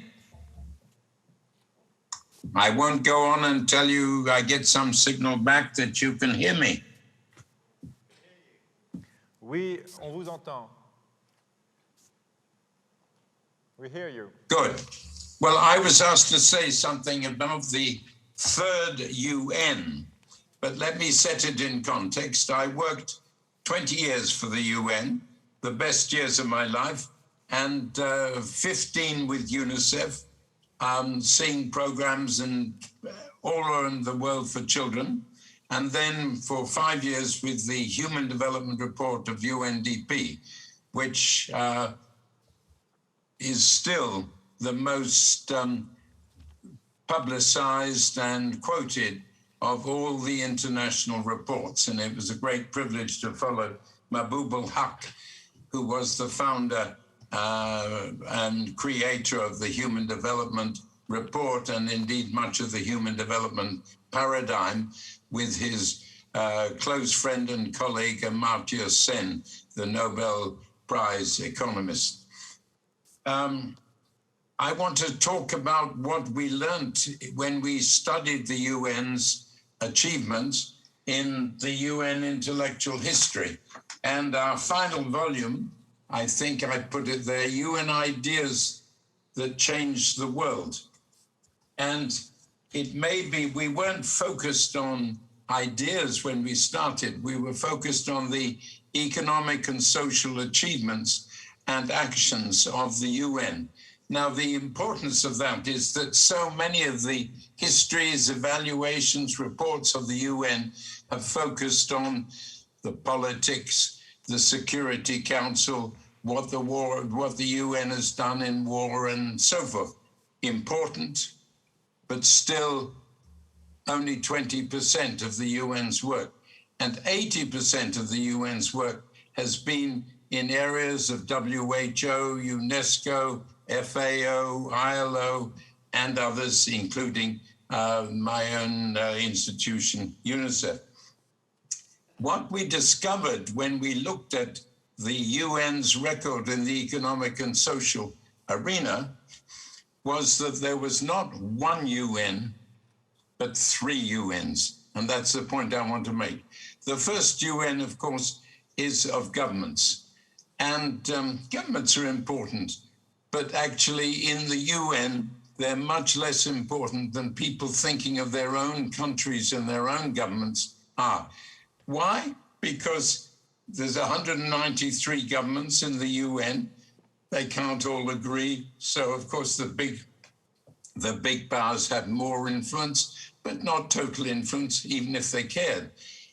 The second UN is very important, staff members. And staff members in governments and staff members in the UN are also important, perhaps often in the UN more important than governments. But it was the third UN that emerged from our studies as critical when we're asking What were the initiatives taken for the UN? Where did the UN get its ideas from, and so forth? And if often it was not from governments, they were all disagreeing if they were there. The staff members were important, sometimes coming up with great ideas, but often it was the third UN, NGOs, peace groups, and others pushing the UN for action. And it was that third UN that often explained the important, innovative actions of the UN itself. The very idea of human development, although one might say, well, that grew surely out of UNDP. Well, yes, but it was actually Amartya Sen and Mahbub al-Haq who brought the ideas from. Amartya Sen was never formerly a staff member of the UN, at least never for long. But he brought these critical ideas that really have expanded and changed the whole focus on development. When you look at human rights, of course, the UN has played the critical role in taking human rights from an idea into an action and into obligations of countries by which countries must be evaluated. But again, it was individuals pressing for human rights that really explain that critical action. And when I was glad to hear the MDGs and the SDGs mentioned, absolutely important. In the 1980s, only UNICEF really was prepared to take a global goal of immunizing all children and making it a key focus for their actions. Indeed, I remember, because I was working in UNICEF at the time, many governments, and particularly in UN, and many, not governments, many parts of the UN, I think particularly of UNDP.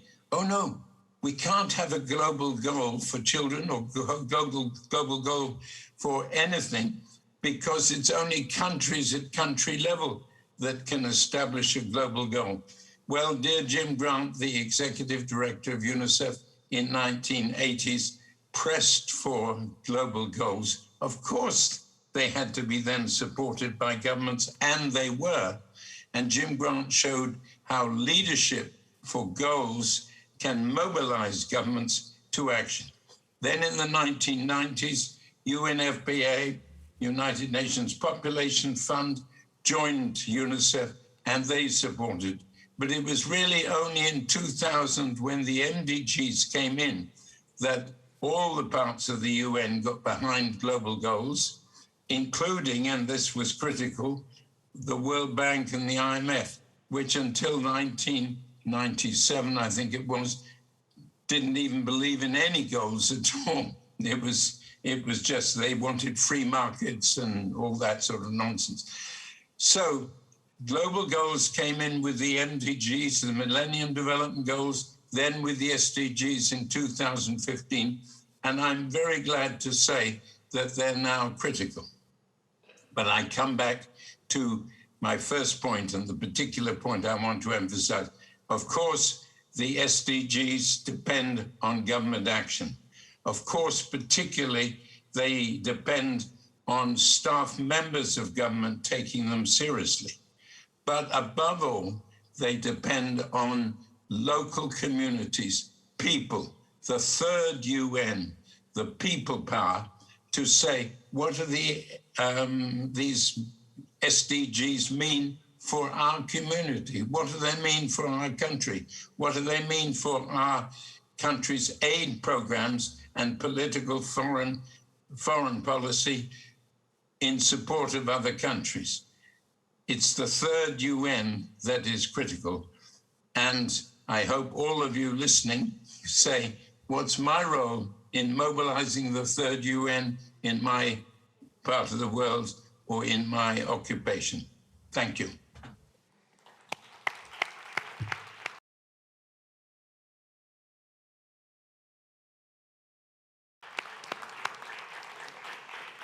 Merci beaucoup, Sir Richard Joly, d'avoir été avec nous quelques minutes. C'est peut-être maintenant le sujet le plus chaud de la soirée, dans plusieurs sens du terme, évidemment. Il a fait la une de l'actualité avant la crise Covid. Et eh bien, la crise Covid n'a pas eu raison de cette problématique, de cette grande thématique. On parle bien sûr de la grande question de l'avenir de la planète. Il y a eu les manifestations, les grèves du climat dans la rue, et puis ensuite la prise de conscience politique, on peut le dire, avec la rédaction d'une loi CO2. Eh bien, cette loi, malheureusement pour les intervenants qui sont avec nous ce soir, a été refusée par le peuple il y a 2 semaines. Alors on va en débattre, on va débattre des enjeux autour de l'avenir de la planète, du réchauffement climatique, quelles sont les actions concrètes, comment mobiliser finalement la société civile autour de ces questions, celle-là même qui, on peut dire, a fait capoter entre guillemets cette loi CO2. On a 3 regards, 3 générations, 3 personnalités de choix pour parler de ce thème. Océane Dayer, bonsoir. Bonsoir. Vous êtes jeune, vous avez fondé le mouvement Jeunes Suisses pour le climat. Votre action est également reconnue dans les médias puisque vous êtes souvent invité et vous êtes maintenant dans le très select club du Forum des 100 de l'hebdo. Enfin, c'est plus l'hebdo, c'est le temps maintenant parce que l'hebdo a passé l'arme à gauche. Mais 100 personnalités les plus influentes de Suisse romande. Chaque année, vous êtes dans ce club et vous êtes également collaboratrice au sein du VVF Suisse. Donc en fait, c'est une vie entièrement dédiée à la cause, à la lutte, c'est ça ? Oui, c'est vrai, je ne l'ai jamais vraiment vu comme ça, mais effectivement, la protection de l'environnement est clairement le fil rouge de mes activités, qu'elles soient professionnelles ou sur un plan plus bénévole, ouais, effectivement. Le fil vert, presque, on pourrait parler de fil vert. On peut parler de fil vert, ouais. Pourquoi tout devrait être rouge. Bonsoir Alain Frey. Bonsoir. Alors vous avez fondé avec d'autres camarades le mouvement Grands-parents pour le climat. Alors il y a les jeunes pour le climat, il y a les grands-parents pour le climat. C'est pour les générations futures que vous souhaitez vous engager. Merci beaucoup d'être avec nous. Oui, bien sûr. Alors je précise, je ne suis pas du tout fondateur de ce mouvement. Vous avez participé à la création en tout cas. Non, je n'ai pas participé. Vous êtes dedans au moins. Je suis coprésident. Vous êtes dans le bon débat, j'espère. Pardon ? Vous êtes bien Alain Frey. Oui. Ah bon, ça va là. Mais je ne suis pas le créateur. Ce mouvement date de 2014 et il s'est mobilisé aussi pour la COP 21 en 2015, mais je n'en faisais pas partie. Et c'est le rapport du GIEC de 2018 qui a été un choc et je me suis dit que j'allais intégrer une organisation de la société civile parce que je pense qu'elle est plus crédible pour faire passer des messages qui sont basés sur des faits plutôt que sur une idéologie. On a avec nous également Sacha Gabizon. Bonsoir, vous êtes depuis l'Allemagne. Depuis où exactement ? Bonsoir, je suis à Munich. Magnifique. Alors vous êtes directrice de Women Engage for a Common Future. Et vous étiez du sommet de Rio en 1992. Alors ça va être intéressant de savoir ce qui s'est passé entre 1992 et 2021. Vous alertez sur les conséquences du réchauffement climatique, notamment pour les femmes, on va en parler, et vous conseillez les gouvernements, vous êtes présente dans la COP Climat, vous participez également à l'élaboration des objectifs de développement durable, donc on peut dire que vraiment vous êtes aux affaires en ce qui concerne la lutte contre le réchauffement climatique à l'échelle vraiment gouvernementale. Not really governmental, non-governmental. I do work for a non-governmental organization. Mais il faut conseiller les gouvernements quand même pour pouvoir avoir des résultats. Yes, well, they might call it that. They might find us a bit pushy sometimes. We do policy advocacy. So, but yes, we give them our advice, and then we want them to take it on. Une première réaction, d'abord, Océane Dayer. On va parler de la société civile, de l'impact que cette société civile peut avoir. L'exemple frappant, c'est les jeunes pour le climat, c'est ces mobilisations dans la rue. Vous avez vraiment l'impression aujourd'hui, en 2021, d'avoir en quelque sorte fait bouger les lignes ? Alors, je vais peut-être quand même... ça marche ? Oui. Peut-être quand même amener quelques précisions, parce qu'en 2015, donc moi, j'avais fondé une organisation de jeunesse qui s'appelle Swiss Youth for Climate, et qui existe toujours, mais qui avait comme but principal de pouvoir permettre à une délégation de jeunes de se rendre à la COP 21, là où l'accord de Paris a été négocié et finalement signé. Et c'est une organisation qui, aujourd'hui, avec le temps, évidemment, a des liens aussi avec Friday for Future, donc les grévistes du climat, mais ce n'est pas la même organisation. Donc moi, je suis vraiment clairement trop vieille pour avoir fondé les grévistes du climat. Quand ils ont commencé, je travaillais déjà, donc je suis une millennials et pas une génération Z. Alors voilà, juste simplement pour clarifier, donc je ne me permettrai certainement pas de parler au nom du mouvement La Grève pour le climat ici aujourd'hui. Maintenant, c'est sûr que il y a eu, je pense que la comparaison est intéressante parce que quand on a commencé en 2015, moi j'ai fait des études en ingénierie de l'environnement et j'ai participé à un projet du ministère des Affaires étrangères suisse en lien avec une organisation de jeunesse en Suisse qui permet à 3 jeunes de participer en fait à des négociations internationales. J'étais en 2015, moi j'étais vraiment, j'étais formée en environnement, j'ai imaginé qu'on allait me proposer d'aller à la COP 21 et en fait non. Donc c'est comme ça un peu qu'a commencé notre engagement en se disant bon voilà, tant pis s'ils veulent pas de jeunes directement officiellement impliqués dans la délégation, on va y aller du côté société civile, on va rencontrer la société civile du monde et mener les choses. Et c'est vrai qu'à ce moment-là on était un petit peu des ovnis, il n'y avait pas de groupe de jeunesse pour le climat en Suisse, ça intéressait pas forcément beaucoup et de ce point de vue-là, on peut dire qu'évidemment il y a une trajectoire exponentielle de la prise de conscience, de la mobilisation, dans en tout cas une partie de la jeunesse. Parce que c'est souvent quand même comme ça avec les mobilisations de la société civile, elles sont très importantes, elles sont fondamentales en général, elles sont la racine, la source finalement des changements sociaux et sociétaux, mais elles ne se représentent pas forcément une majorité. Cela dit, le mouvement que vous avez créé en 2015, aujourd'hui, 6 ans, 7 ans après, eh bien voilà, il y a quand même, c'est la une de l'actualité, disons. Et ça, peut-être pas toutes les personnes engagées dans des causes, quelles qu'elles soient, ont, entre guillemets, ce privilège de voir leur travail récompensé par une médiatisation aussi grande.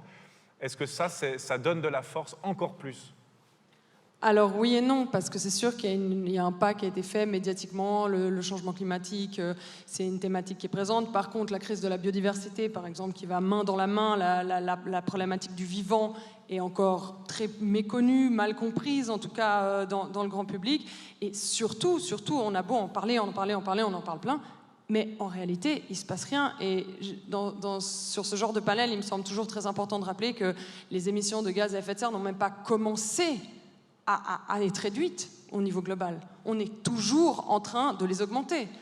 En 2021, avec tout ce qu'on sait, avec les rapports du GIEC, avec tout ce qu'on en parle avec tous les médias, et je pense que ça, c'est quand même quelque chose qui est extrêmement important de rappeler, parce que la présence, et peut-être on osera peut-être dire l'omniprésence de la thématique dans les médias, donne un peu l'impression, c'est bon, on y arrive, les choses sont en place, on avance, et c'est malheureusement exactement le contraire qui est le cas. C'est un écran de fumée, c'est ce que vous considérez également, Alain Frey ? Oui, c'est un peu un écran de fumée, mais surtout, alors, grâce au mouvement des jeunes, aux grèves pour le climat qui sont descendues dans le monde entier, c'est vrai qu'il y a eu tout d'un coup une prise de conscience du réchauffement climatique, et ceux qui niaient la cause anthropique du réchauffement climatique, on les entend moins. Et ça, c'est probablement un petit succès. Mais c'est vrai que ça ne fait pas baisser les gaz à effet de serre. Mais surtout, on a l'impression que l'urgence n'est pas perçue. Elle n'est pas perçue ni dans la population, et ni parmi les politiques et nos dirigeants. Et c'est ça qui nous inquiète et qui nous motive à nous mobiliser aussi et se rencontrer souvent pour essayer de laisser à nos petits-enfants et nos enfants une planète pérenne. Sacha Gabizon, on entend les propos d'Océane Dayer et d'Alain Frey qui sont pas satisfaits de la situation actuelle. Vous, ça fait depuis 1992 que vous luttez sur cette question-là précisément. Est-ce que vous êtes d'accord avec eux ? Est-ce que ça n'a jamais, finalement, la barre n'a jamais été redressée en la matière, ou est-ce qu'on peut quand même se targuer de certains succès ?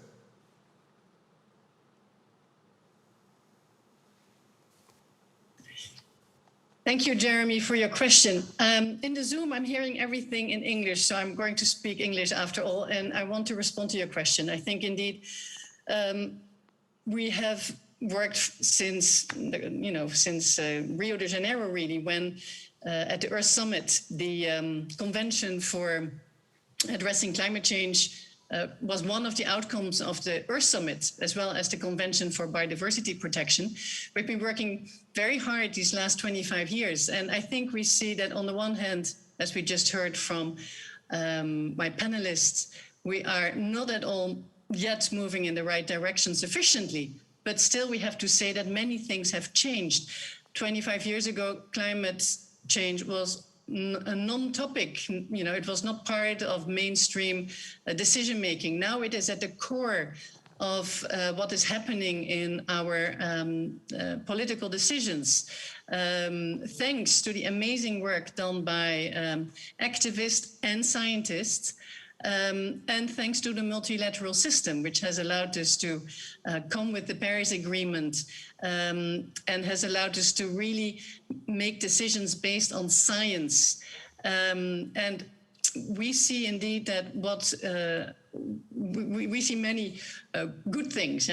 We are working as an organization not only to influence the UN process, where we are, of course, part of the civil society constituencies in the climate change negotiations. So we have a direct link and a space in this system, which we have gotten from Rio de Janeiro, when the major groups and stakeholders were and civil society were accepted as an important part of creating a sustainable world and addressing climate change. But we also have a lot of work locally in communities. So my organization, for example, supports every year an annual award to highlight what we call the gender just climate solutions. And we are seeing amazing work being done in indigenous communities, in forest communities, in the Congo Basin or in the Amazon Basin, and the solutions are there. And we see that,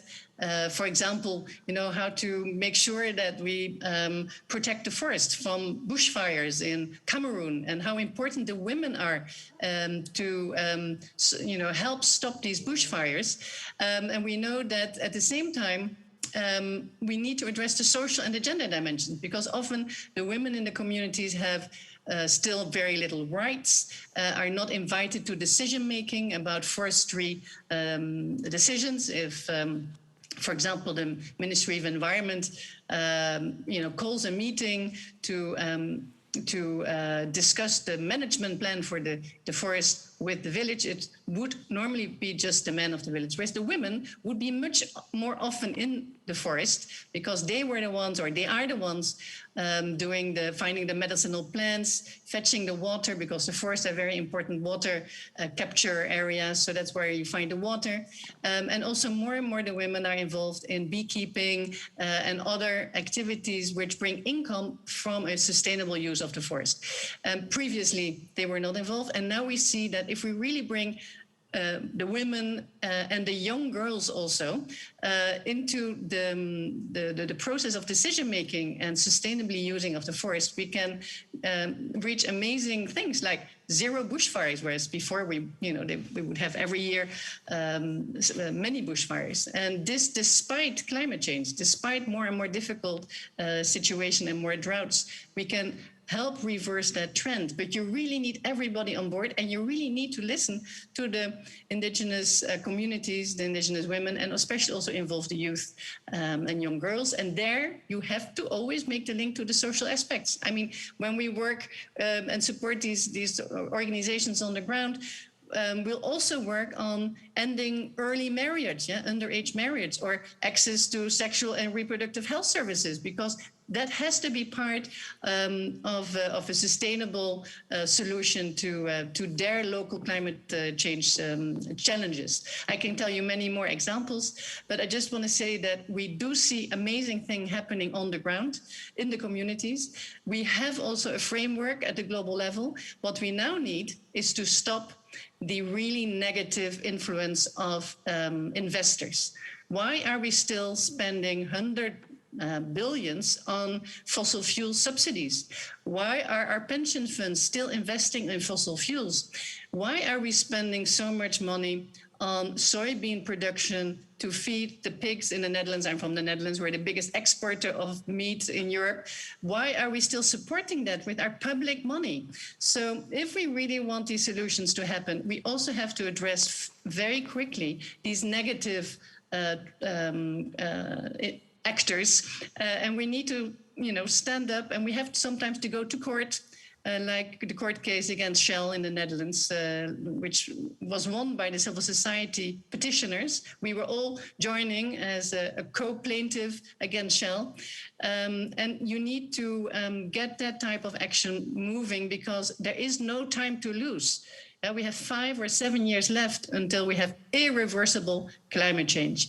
So I'll give the floor back to you. I'm speaking a bit long, maybe. Merci beaucoup pour ce témoignage, Sacha. J'aimerais qu'on revienne aussi à la prise de conscience au niveau gouvernemental, parce que la société civile a été très active ces dernières années. On entendait, Alain Frey, votre souhait de ne pas vous engager dans un parti politique. D'ailleurs aussi, pour vous, ça ne se passe plus dans les partis politiques, c'est sur le terrain, avec la société civile, qu'on fait avancer les choses? Non, je crois qu'on n'a pas du tout le luxe de choisir seulement une voie. C'est évident que chaque individu prend des décisions dans chaque action qu'il prend, lorsqu'il consomme, lorsqu'il achète quelque chose. Après, la problématique, c'est qu'aujourd'hui, on vit encore quand même dans un système où il est nettement plus simple et moins cher de se comporter de manière non durable et problématique pour l'environnement que de faire son contraire. Donc, c'est là où quand même la politique et les conditions cadres rentrent en compte. C'est évident, on a des incentives qui sont tellement négatives et qui sont perverses, qui vont dans la mauvaise direction. Et c'est pas possible en tant que société d'avoir d'une part une politique qui est très laxiste, ou voire même qui encourage, Madame parlait des subventions aux énergies fossiles qui s'élèvent encore en milliards autour du monde. Eh bien, c'est pas possible d'une part d'avoir par exemple une place financière suisse qui investit massivement dans des nouveaux projets fossiles, et en même temps dire aux gens écoutez, ça serait sympa quand même moins de prendre votre voiture. Il faut au moins prendre sa voiture, c'est sûr, mais on ne peut pas le faire de manière incohérente face aux conditions cadres et aussi face aux acteurs économiques. C'est pour ça que je pense qu'il faut la rue, la politique, l'économie, la justice, parce qu'il y a des lois, je prends peut-être un autre exemple, mais qui est tout à fait en lien aussi avec l'environnement. On a une loi en Suisse sur la protection de l'environnement qui est constamment non respectée, par exemple dans le cadre de l'agriculture, et pourtant on a quand même toujours des milliards de subventions qui partent dans une agriculture qui est problématique et qui empêche les objectifs environnementaux d'être acquis.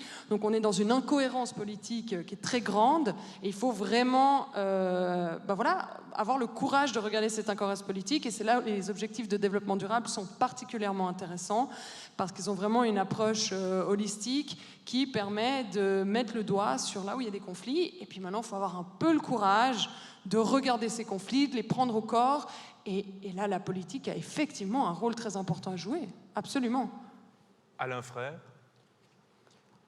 Elle a un rôle à jouer. Malheureusement, il y a une grande inertie. On ne peut pas se contenter de la rue, on ne peut pas se contenter d'actions de la société civile. Il faut un relais politique. Alors c'est pourquoi, entre autres, avec les grands-parents pour le climat, mais avec d'autres associations, on a pris position lors des élections à différents niveaux, cantonales, communales, fédérales l'année passée. Mais il y a eu une vague d'élus qui vont dans le sens de nos préoccupations, mais malheureusement, ils restent minoritaires. Et ce jeu de combat politique stérile, c'est comme deux équipes de foot qui jouent ensemble, finalement. On va dans le même sens, on a des buts, il faut mettre le ballon dans le but. Et le but, maintenant, c'est de sortir de cette dynamique qui nous mène à notre perte. Le dernier rapport du GIEC qui a fuité la semaine passée dans la presse nous indique que nous n'avons plus que 5 à 7 ans pour prendre les bonnes mesures avant les dégâts irréversibles. Et ce sera beaucoup de souffrance. Et ça, au CNDR, paradoxalement, on a l'impression que le message ne passe pas auprès de la population. Alain Frey dit, voilà, on a lancé un appel au vote, des personnalités ont été élues, on a parlé de vagues vertes, par exemple, il y a des verts de gauche, il y a des verts de droite, ce n'est pas quelque chose qui appartient qu'à un seul parti politique, il faut aussi le souligner. Heureusement. Pourtant, voilà, Alain Frey dit, il demeure minoritaire au Parlement.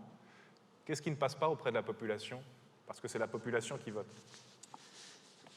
Bon, je pense qu'on fait face avec la question du changement climatique et de la crise de la biodiversité à un grand défi qui est celui en fait de la perspective, celle de la perspective dans le temps. On a l'incroyable privilège en Suisse si on a envie de commencer à voir les effets du changement climatique, on peut, mais franchement c'est encore assez facile de fermer les yeux. Il y a des endroits dans le monde où ce n'est plus le cas. Et en général, c'est les endroits qui ont le moins contribué à la problématique. Donc il y a une perspective de temps avec vraiment un décalage entre voilà, les difficultés, les challenges du quotidien et vraiment celle de conserver ce qu'on pourrait appeler une bonne vie sur Terre et qu'on est en train de mettre en jeu avec notre activité. Ça, c'est le premier défi de relation. Et le deuxième défi, c'est celui des coûts. Parce qu'on l'a vu lors de la dernière campagne sur cette loi CO2 qui a été rejetée en Suisse, on la voit à chaque fois qu'on parle de la problématique environnementale. On sort l'épouvantail des coûts. Alors vous n'allez pas payer 3 centimes de plus sur votre essence, vous allez payer d'un ça et ci et ça. Et on commence à faire des calculs d'épicier et c'est fait de manière très ciblée, très claire par les lobbies pétroliers, par les lobbies qui ont beaucoup à perdre à ce que la société mène la transformation nécessaire, qui ont vraiment beaucoup à perdre. Mais donc, ils réveillent cette petite peur avec des calculs d'épicier, alors que finalement, ce que je crois notre côté n'a pas réussi à expliquer, c'est que ne rien faire est tellement, tellement, tellement, tellement plus cher. Et je crois que ça, c'est quelque chose qu'on n'a pas encore réussi à amener dans ce débat de compte d'épicier, finalement. Voilà. Concrètement, on voit quand même que plusieurs villes présentent leur plan climat, et ça a l'avantage d'être des mesures très locales. Hein. Après, il faut que ça essaime, il faut que le monde entier y participe, mais on a vu Genève, Lausanne, d'autres, hein, les métropoles, en tout cas ici en Suisse romande. Ces plans climat, qui sont quand même relativement ambitieux, est-ce que pour vous, ces plans climat sont un sparadrap sur une plaie béante? Non, je trouve que c'est très bien et c'est vrai qu'on le voit même pas seulement en Suisse mais autour du monde, les villes sont en train de prendre un peu un certain lead dans les actions climatiques. C'est très bien, mais je reviens à ce que je disais avant, il faut de l'action à tous les niveaux institutionnels et il faut de l'action à tous les niveaux géographiques. Et donc c'est très très bien les villes.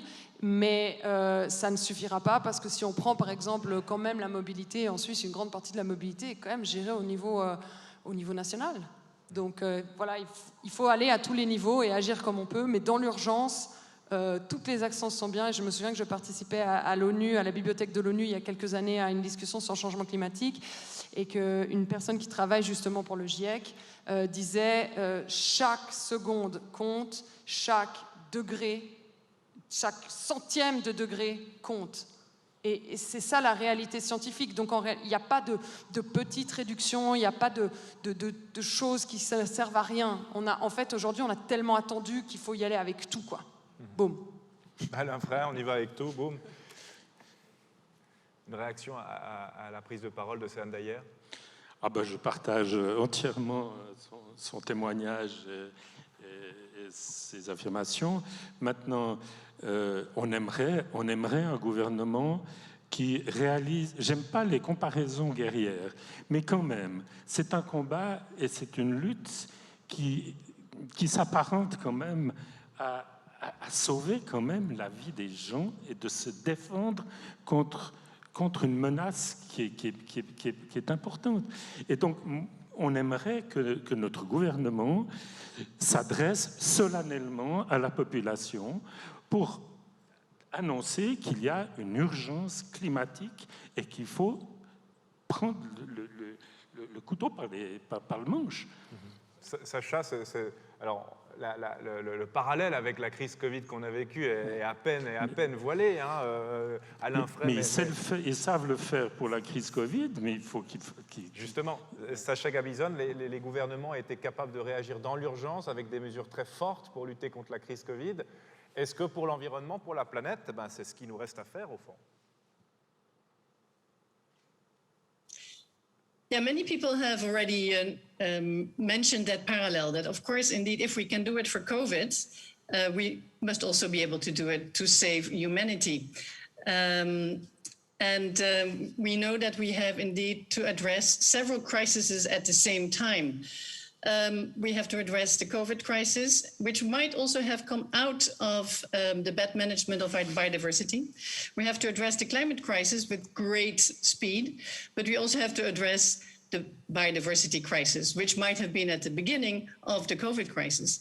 And unfortunately, what we see is that sometimes we have climate investments to green projects, which are supposed to support climate action, which at the same time are not good for biodiversity. And that's why I think it's so important that we always look at making sure that our investments for climate change are really sustainable and that they are aligned with the Sustainable Development Goals.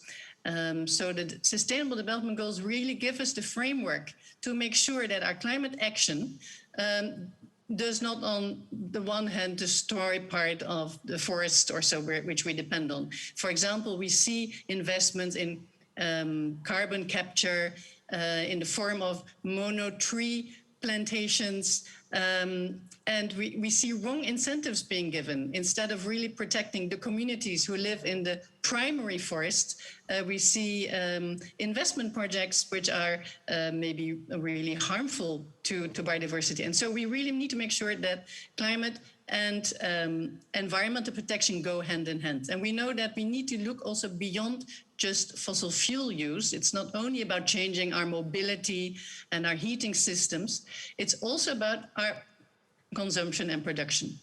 And one of the big sources of fossil fuel use is plastics, for example. I just want to give that as an example. We have started producing plastic in 1907, and it's only since the year 2000 that we have produced 50% of all the plastic in the world, and most of that is ending up in our rivers, oceans, and in our bodies, and it's dispersing around the environment. It's a huge problem for the oceans, and we need the oceans also to fight the climate. So it's all linked, and we really need to phase out production and consumer products which are based on the fossil fuel cycle. So it's not only about ending the type of cars we're driving in. It's really also about a major change in consumption and production, and that in the end needs to go hand in hand. And that's why I call on the importance of really keeping also the climate debate linked to the Sustainable Development Goals, because there we can make sure that we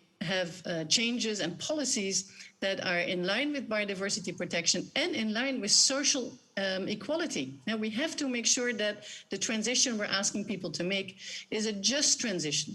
Yeah, if farmers are in a really bad position at the moment because they have invested so much in unsustainable production methods, we need to find a way to support these farmers to transit to ecological farming and the use of renewable energy.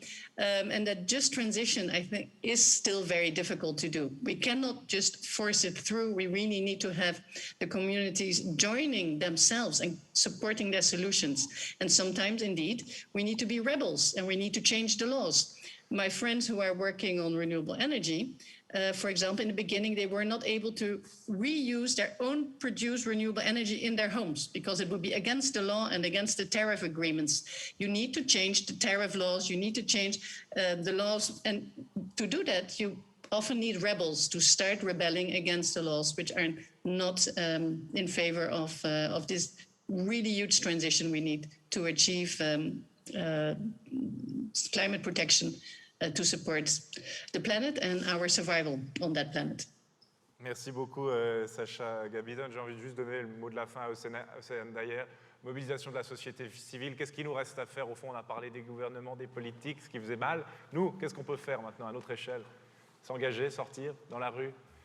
Alors oui, on vit tous dans des communautés, on a des familles, des amis, donc je crois essayer de transmettre, finalement essayer d'ancrer le message. Je crois qu'on fait tellement des panels comme ça où on dit tous la même chose, on dit oui. Alors, il y a 10 ans, on disait on a 15 ans, maintenant on dit on a 7 ans, voilà. Mais je ne sais pas, il faut qu'on essaye en fait de rendre ça peut-être plus émotionnel dans nos communautés, d'essayer d'ancrer ça dans une réalité.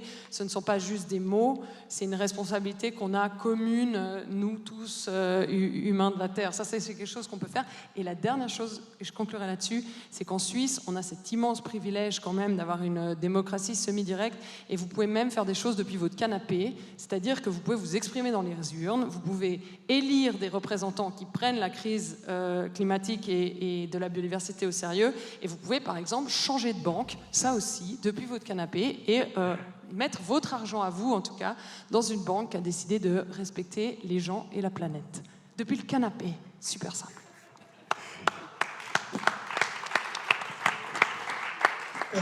Merci beaucoup. Merci Alain Frey, merci Océane Dayer et merci Sacha Gabizon en direct depuis l'Allemagne.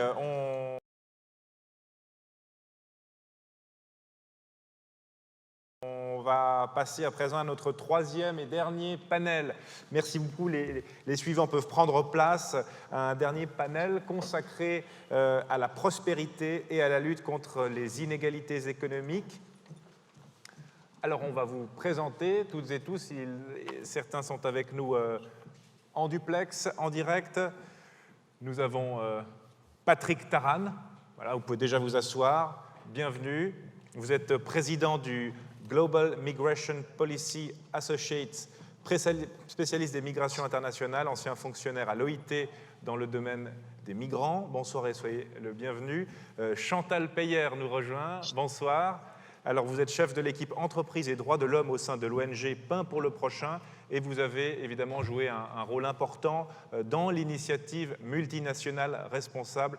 Initiative, on le rappelle également, refusée dans les urnes, comme quoi la démocratie, des fois, ne va pas toujours dans le sens des engagements qu'on peut prendre, aussi noble soit la cause. Et bonsoir Raymond Sanner. Vous êtes directeur du Centre for Economic Development, CEST, et vous œuvrez de concert avec les Nations Unies pour la mise en œuvre des objectifs de développement durable au sein des entreprises. Comment améliorer les traités internationaux? Qu'est-ce qui existe déjà? Qu'est-ce qui reste à faire? Quel rôle peut jouer l'OCDE également en matière de gestion d'institutions financières? C'est très intéressant parce qu'on verra avec vous qu'un certain nombre de règles existent, un certain nombre de réglementations existent et qu'il ne reste plus qu'à les appliquer. Évidemment, c'est aussi souvent là que ça pêche. Et puis, nous avons avec nous en direct par Zoom Sang-Eun Lee qui va nous rejoindre en fin de discussion pour une prise de parole conclusive. Et depuis le Mexique, évidemment, Andrea Santiago. Alors, vous êtes avocate. Bonsoir, est-ce que vous nous entendez? Yes, I can hear you. Thank you. Et donc, on va parler avec vous de votre combat pour les travailleurs domestiques au Mexique, un combat très important que vous avez gagné. Vous avez permis, vous, en tant qu'avocate, d'assurer dans la loi une protection sociale pour les travailleurs domestiques au Mexique. Ça, c'est une victoire très importante. J'ai peut-être envie de commencer avec vous, Andrea Santiago. Ça fait partie des bonnes nouvelles dans ces débats, c'est quand on a des résultats concrets d'un engagement. Et vous, c'est un engagement que vous avez vraiment mené de manière régulière, si je puis dire, puisque vous êtes allé vous battre devant la loi, devant la justice, et c'est la Cour suprême qui vous a donné raison. Racontez-nous cette aventure.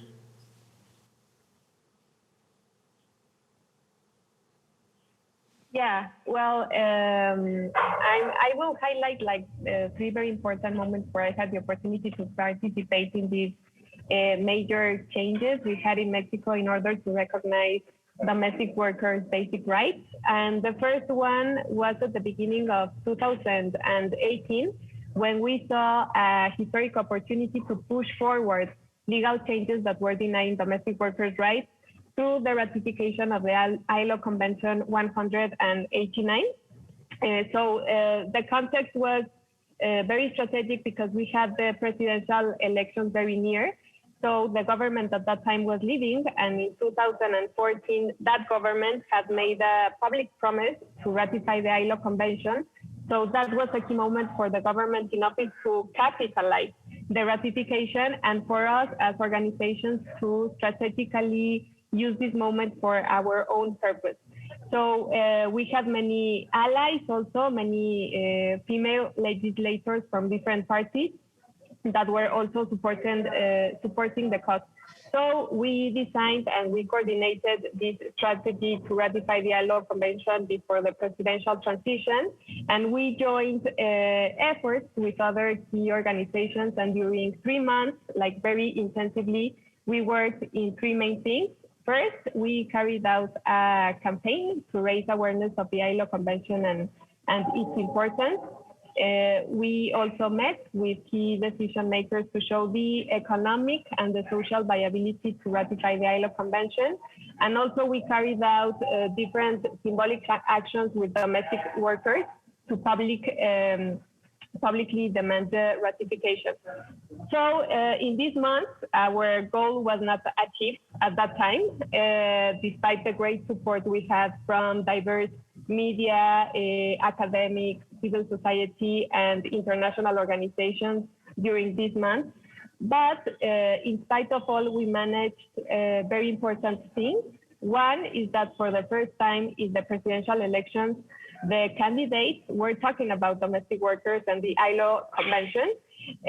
Two, we implemented a very coordinated strategy that helps us to unite forces to make our voices heard.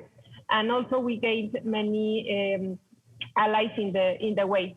So after this, the second and very crucial moment I identified was in 2018, was the social mobilization we carried out in order to publicly protest against a court judgment that was denying domestic workers an equal access to social security.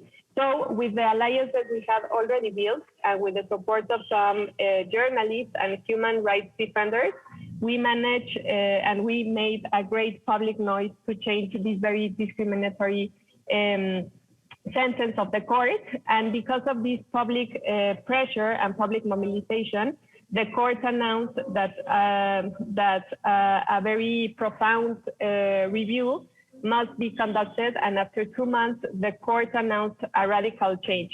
They declared unconstitutional that domestic workers were excluded to mandatory social security, and they gave the instruction to the Mexican Social Security Institute to implement a pilot program for domestic workers' access to social security, and they also established a period of 3 years to transform federal laws in order to guarantee mandatory social security for this sector.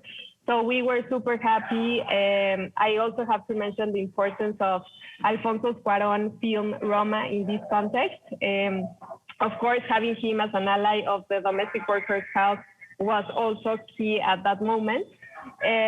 I would say that the last moment and crucial moment for defending domestic workers' rights being recognized by law was all the work we did with female legislators of all parties to transform federal laws that were still denying basic rights to domestic workers. So we sat with these legislators, we worked with them. We also analyzed the articles in the laws that were discriminatory. And finally, we presented the initiative to reform these laws with our support. So the reforms were accepted, and in 2019, domestic workers' rights were recognized by law. And finally, in December of 2019, the ILO Convention was also ratified once the political and social context had already changed profoundly, and the major changes in the law were already achieved. So I would say about these changes, like some of the learning and some of the obstacles we face. One is that it is very difficult to have an impact in transforming legislations when there is no political will. and also when there are so many social demands and a context of racial inequality. So whose voice is going to be heard when there are so many social exclusions? It's a challenge. It's a big challenge. However, I think that building alliances with different sectors and with different actors, even those alliances that you build inside the government, are key to have profound transformations. And also, one of the things we learned a lot was that constructing a closed narrative is fundamental in order to raise this awareness, because it is very difficult to talk about international conventions if we do not connect with people's realities. So in this sense, I think that there is also a very, it is necessary a pedagogical effort, and we need to build strong messages that can lead to individual and social reflection. And fourth, I think that it's very important to take advantage of historic opportunities. Cuarón's film at the moment, the presidential elections, all of the potential allies we had at the time.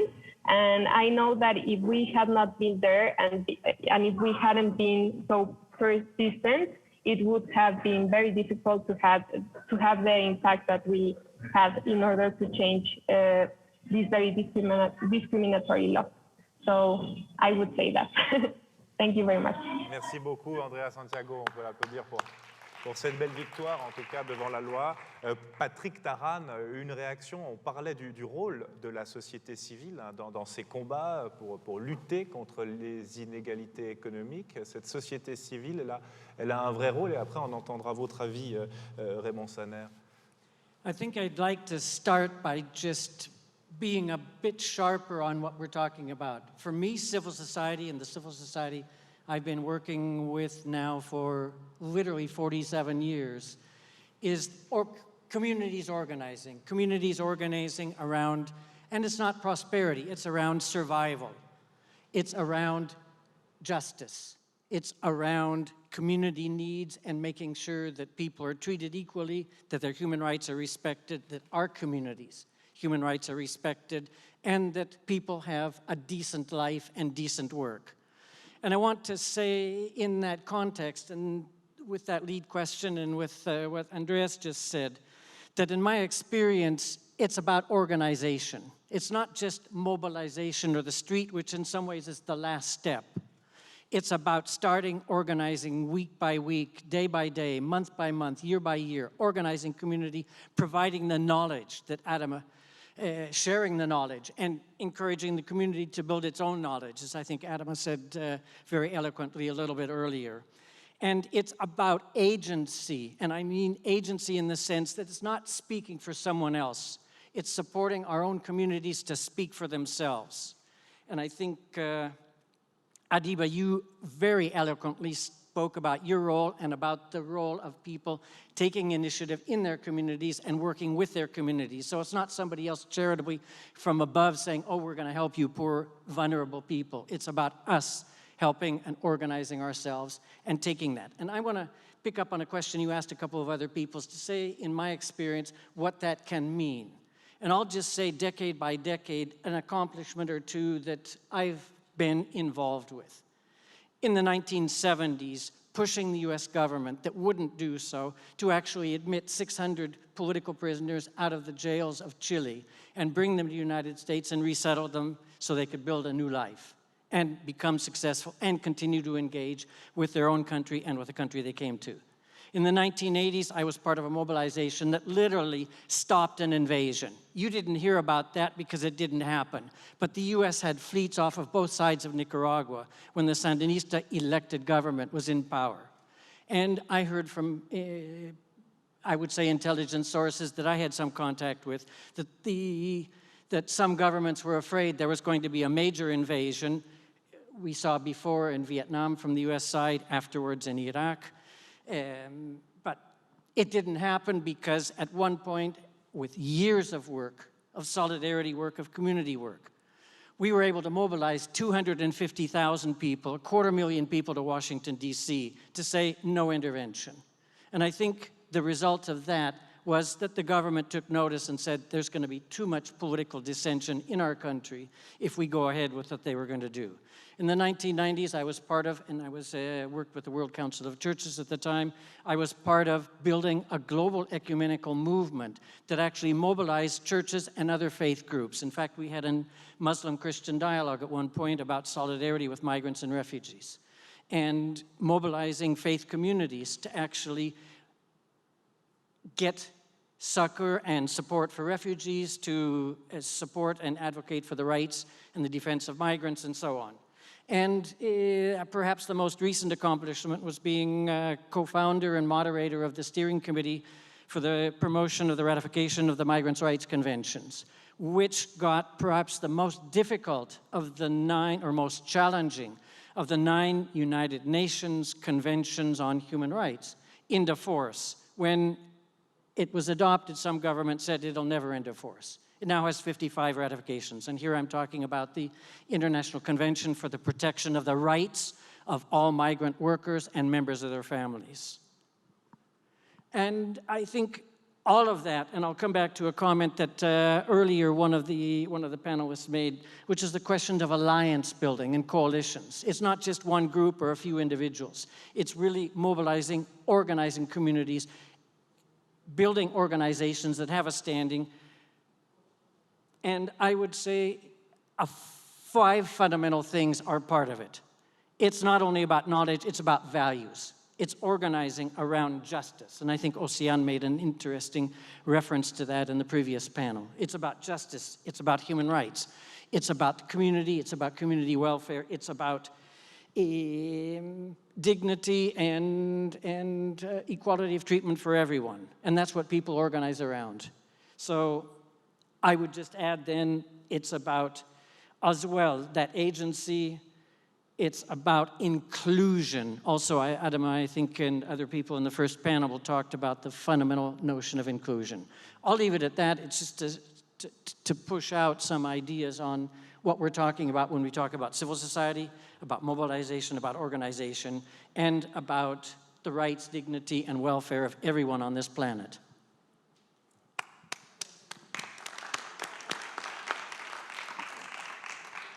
J'ai envie de vous passer la parole, Raymond, puisqu'on parlait d'organisation. Voilà, vous connaissez très concrètement en quoi consiste l'organisation même des textes, des traités, un certain nombre de choses existent. Le chemin est encore long, évidemment, pour lutter contre les inégalités économiques, d'autant qu'aujourd'hui, on voit que la crise Covid n'a pas forcément amélioré la situation de ce point de vue-là. Mais est-ce qu'il y a un socle quand même qui nous rassemble, une direction dans laquelle on va? Est-ce que vous sentez cette énergie? Je pense.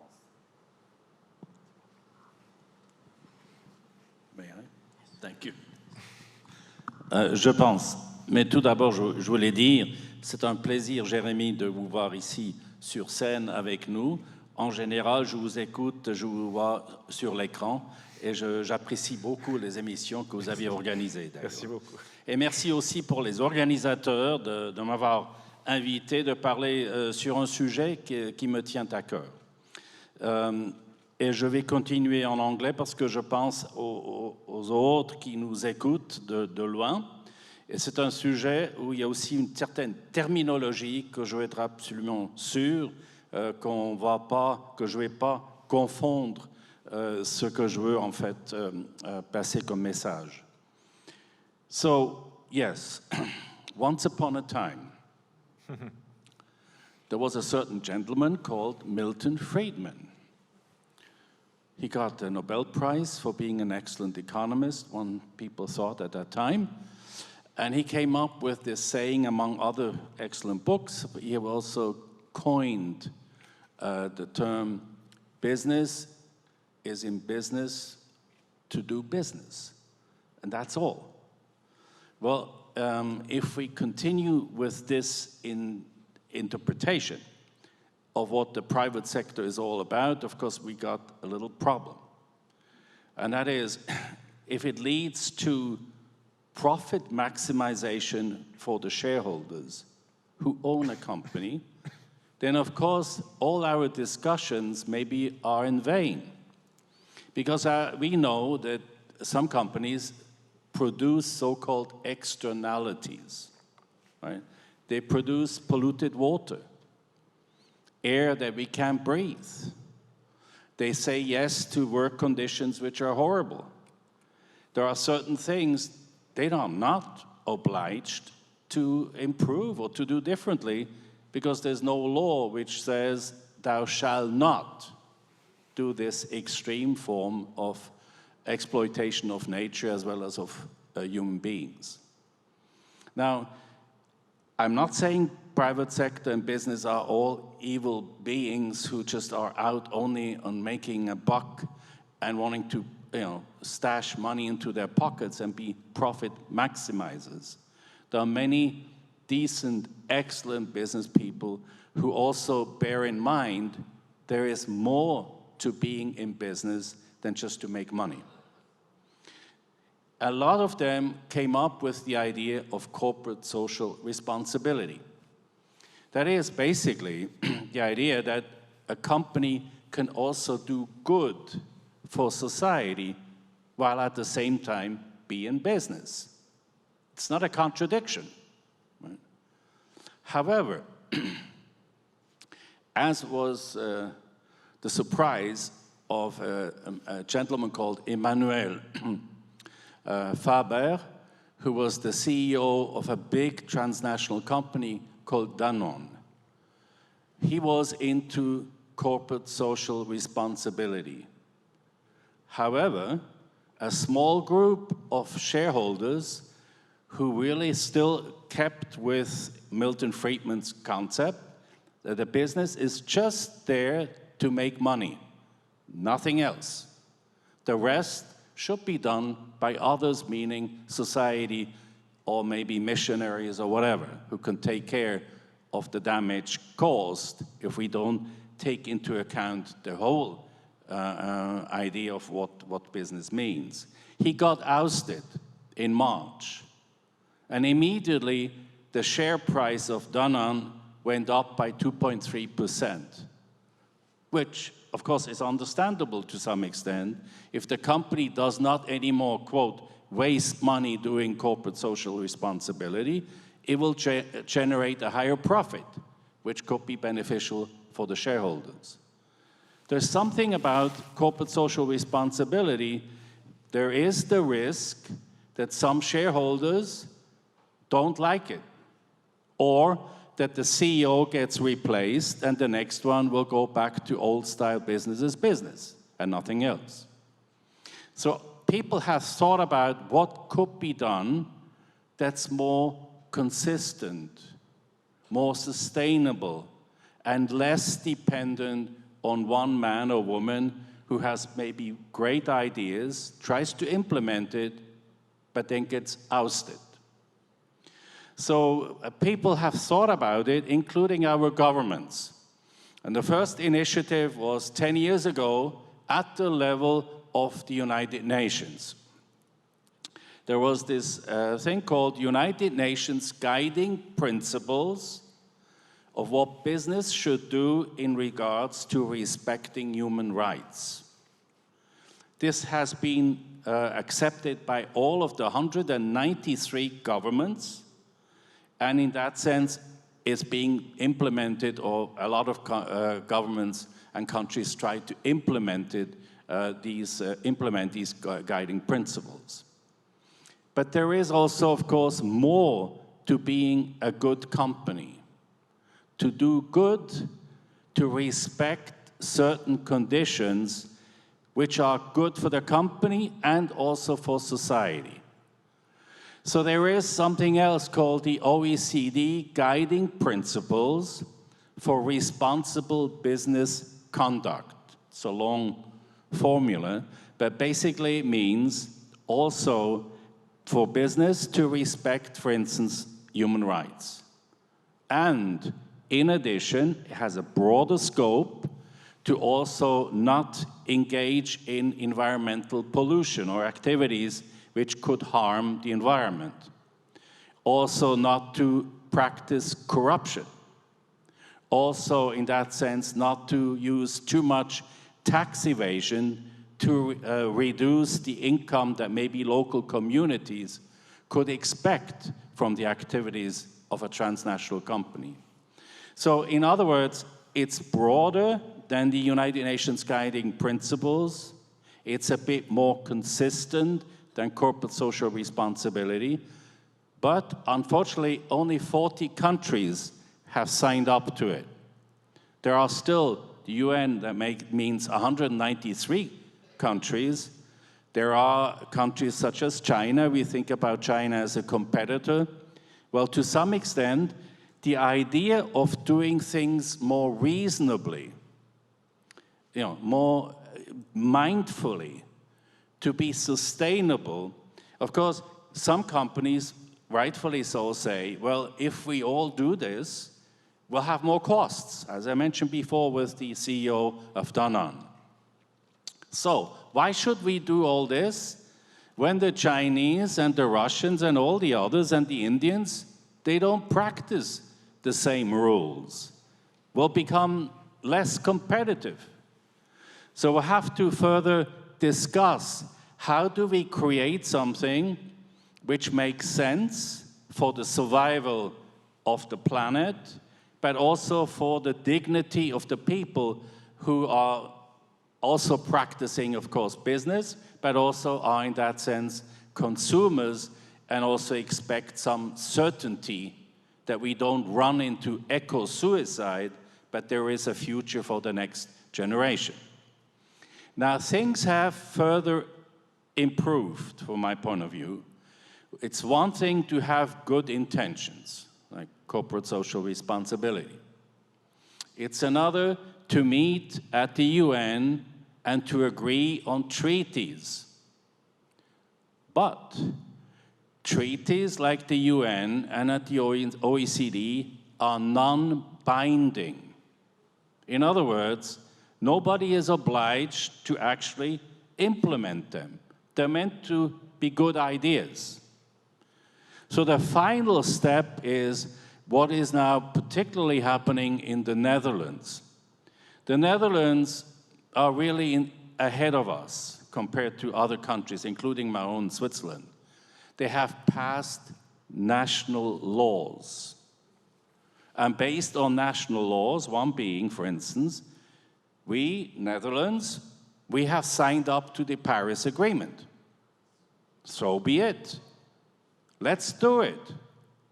They passed a law which expects companies to not be CO2 emissioner, to do things which I already now described to you about the OECD guidelines. They have now taken to court a big bank, for instance, ING.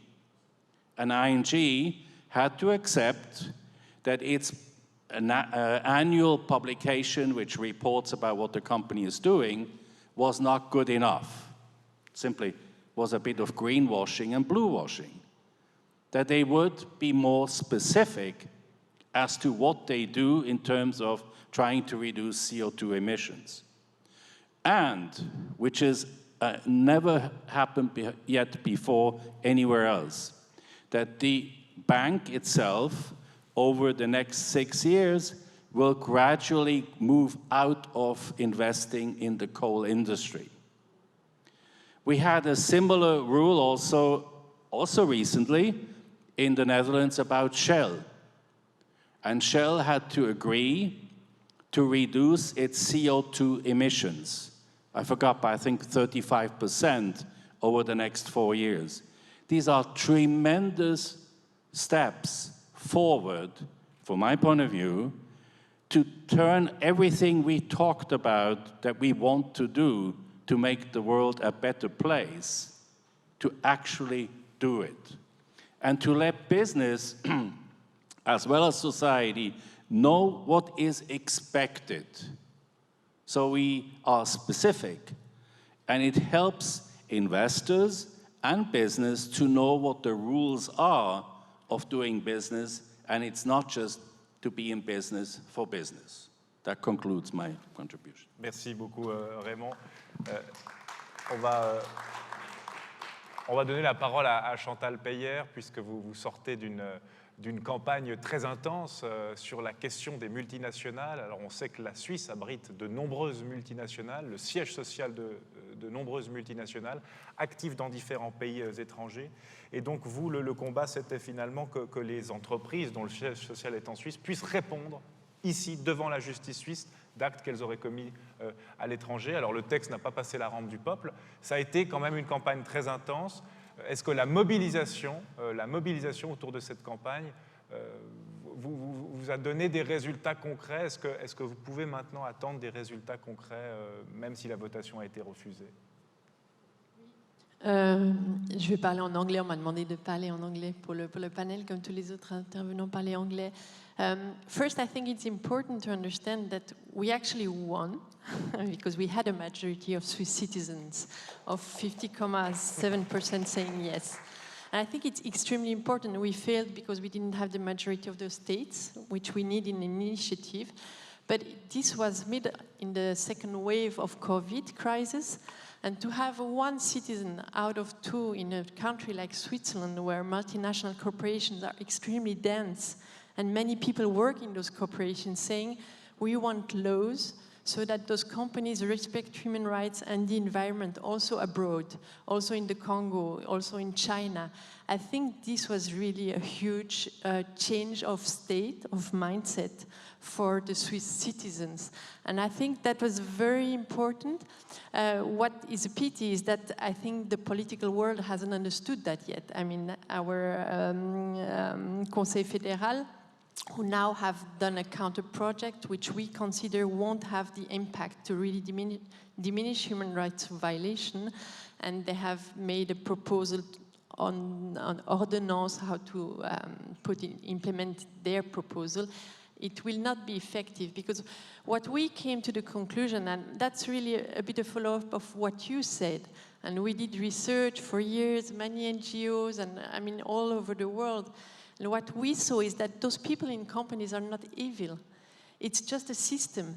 And the system of the company, I mean, Friedman said the business of business is business. And what we hear often is that now CSR is win-win. If companies take care, it will be good for them. But it's not what we see on the ground. We do really research in the DRC, and years after years, I mean, subsidiaries of Swiss companies, they're owned by Swiss people, I mean, or at least by Swiss, they're based in Switzerland. They pour really polluted water into the rivers, or they have emissions which damage the health of the citizens or the communities living around. So, and we can do reports. We can do reports that are on TV, Swiss TV, sometimes BBC, but it doesn't really change the reality on the ground. So it's really a political debate. It's a debate that citizens have to say in which frame and with which rules can companies operate or not. And what we say is simply that it's an illusion to believe that they will do the right thing, not because they are bad people, because there is a system which is short-term. You have shareholders in those companies that want every 3 months a report. And Emmanuel Faber, and also the CEO of Unilever at that longer ago, said, I won't do financial report every 3 months, but only every 6 months. But I mean, that's the logic of those companies. And it's always been that the citizens say in which frame those companies, I mean, they are giants, they're more powerful than states today, can operate. And in that sense, to do now the link with the topic of the evening, citizen mobilization is absolutely central. And I think if there is one thing we can be proud about with this campaign on responsible business, is that we managed to mobilize the Swiss citizens, not just because we can have a vote when we have 100,000 signatures, but because we created local committees where people discussed about these issues. We had the churches, and this was afterwards a big polemic, but churches supported this change of the law. They put banners on the churches to say, yes, we want responsible businesses in Switzerland. We had people putting also banners on their balcony. So there was really a mobilization that was new. And one very important thing as well, we had money because a lot of citizens gave us money. And this money is not money because NGOs are rich. it's because really people gave us 10, 20, 30 francs because they wanted that we have money to do a good campaign. And I think that was really shows the power that even in a democracy like Switzerland, civil society can have to mobilize to change the law. Now the challenge, and I would also like to underline this, is when you start to become powerful, even in a really great democracy like Switzerland, because it's a great democracy, there are several people that don't like it. And what we saw, I mean, even in Switzerland, is that because we won 50.7% of the population, because we had gathered a lot of money to do this campaign, but it was money given by the citizens, we had a huge backlash in parliament against NGO a week after the vote. So we had 12 interventions in parliament where people and politicians said NGOs, even if they build well in Africa, if they become money from the government, you know, to do solidarity project, they should not be allowed to take part in public debates anymore in Switzerland. And I think that's very preoccupying as well, and we also have to debate this, is that civil society has a very big capacity to mobilize, but there is also a lot of resistance, and they can be also a very, and that's a really worry at the moment, I think in the whole world, there is a shrinking space as well for civil society, and in many countries, not only to mention China, there is a huge backlash on civil liberties and the ability of civil society to mobilize. Merci beaucoup Chantal Payer d'avoir partagé avec nous ce témoignage. Le programme avance et il faut absolument donner la parole à Sang-Geun Lee qui est avec nous par Zoom. Alors vous êtes directeur du département de la politique de l'emploi au BIT. Qu'est-ce qu'on peut dire de ces témoignages qu'on vient d'entendre ?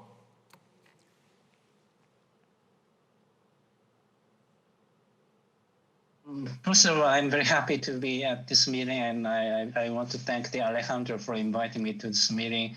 I just want to make 2 points based on the very rich and very constructive, actually, the conversation we have heard from this panel.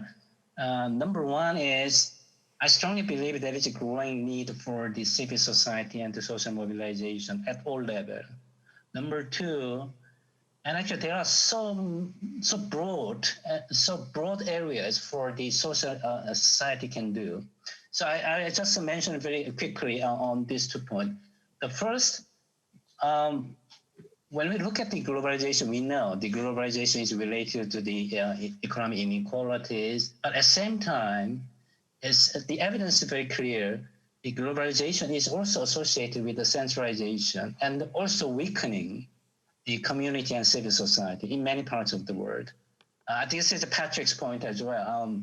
But if a recent book, for example, by the Raghuram Rajan, the former governor of the central bank in India, he actually published a very interesting book with the title of the third pillar, which actually refers to civil society. So his book has a very interesting subtitle, which says the revival of community in the polarized world. I think this theme was interestingly taken up by the former governor of the central bank, this time the UK, Mark Carney. I mean, there are some others. They're all talking about the same things. To actually address globalization and economic inequality, we have to find a way of reviving community and civil society. It's all clear. And global level, I hear the same thing. I think interestingly, I just heard the Sir Richard Jolley's point about the third United Nations. The third UN is actually the civil society. I completely agree on that point. I mean, right now, we have to find a way of reinforcing this power. This is very much echoes the Raymond's point about civil, the business and the CSR, and also Chantal's point about the ongoing tensions with the state, with the market, on the civil society. It has been always there. Right now, the overall civil society in some countries, Switzerland, remains strong and not necessarily in other countries. It's really time to actually act upon it, especially as a way of addressing one of the crucial issues of the green transition and also economic inequality in general. The second issue I want to mention is that the there are really broad range of the issues that civil society can make a difference on. I think Andrea mentions her excellent campaign on the domestic work, but I just want to complete that story.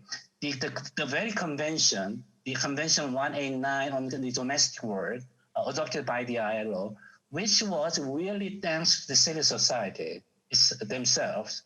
I was actually sitting on the secretariat of the discussion on this very convention. I was just so impressed, sometimes overwhelmed with the strong voices from civil society. They are the ones who actually convinced the trade unions and also business and eventually the governments to support this actually international standard. In the beginning, we are all skeptical about this, but thanks to the huge mobilization from the civil society at the national level and the global level and also local level, this convention eventually came to reality. So this is one example. Another example is child labor. Global campaign on child labor is really the flagship program of the ILO. Once again, this is thanks to the civil society and all the global supply chain issues, for example, the good working conditions, safety and health in the global supply chain. Once again, without actually big support or big push from the civil society, we wouldn't have a very strong program and policies we have right now. The Raymond mentions about the very difficult situation with the business. I mean, what actually the civil society did in the case of the global supply chain, they brought in the consumers into the picture, and that's a way of realigning the business interest with actually the public or social interest, and then pushing for the government. At the local level, one interesting example is we are having really difficulty with the safety and health for workers.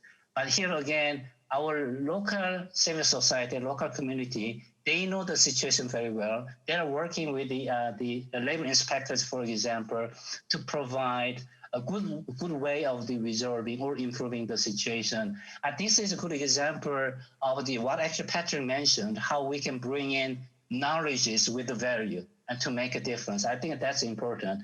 One last point I want to make very quickly is that we are now in a huge job crisis and crisis in the livelihood. Once again, I think civil society can work together with all different the peoples and to actually, to actually create a bit of the human-centered recovery for everybody. I think the civil society has done before, but now it's context is a bit different, but I think it's a huge potential for the civil society. But to be honest, we need the civil society much stronger, more effective, and much broader than before for actually this difficult time and also for the recovery. Thank you. Merci beaucoup, Sanguin-Oli. Merci beaucoup d'avoir été avec nous. Merci aussi à Chantal Peyer, merci à Patrick Taran et merci à Raymond Sanner d'avoir participé à ce dernier panel.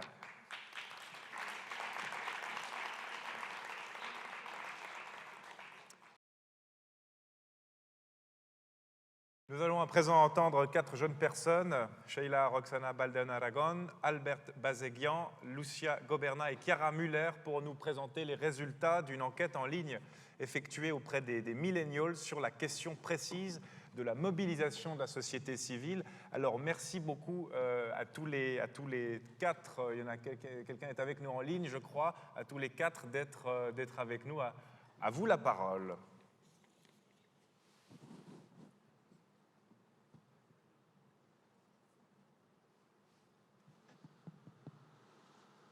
Good afternoon to everyone. Je suis désolée, je ne peux pas parler français, mais je vais parler à l'anglais. Ça tombe bien parce que vous n'êtes pas la seule ce soir. Merci. Good afternoon to everyone. My name is Sheila Baldion. I'm Peruvian, currently a candidate of the May program of the University of Geneva. And today I will present a brief overall of the survey that it was launched for Greycells. And it was an online survey launched by social media using Facebook, LinkedIn, and Twitter. This survey has this kind of information that is really relevant for us that we want to share about. Includes information from millennials to elders, people from 20 years old to more than 65 years old, employed, students, retired.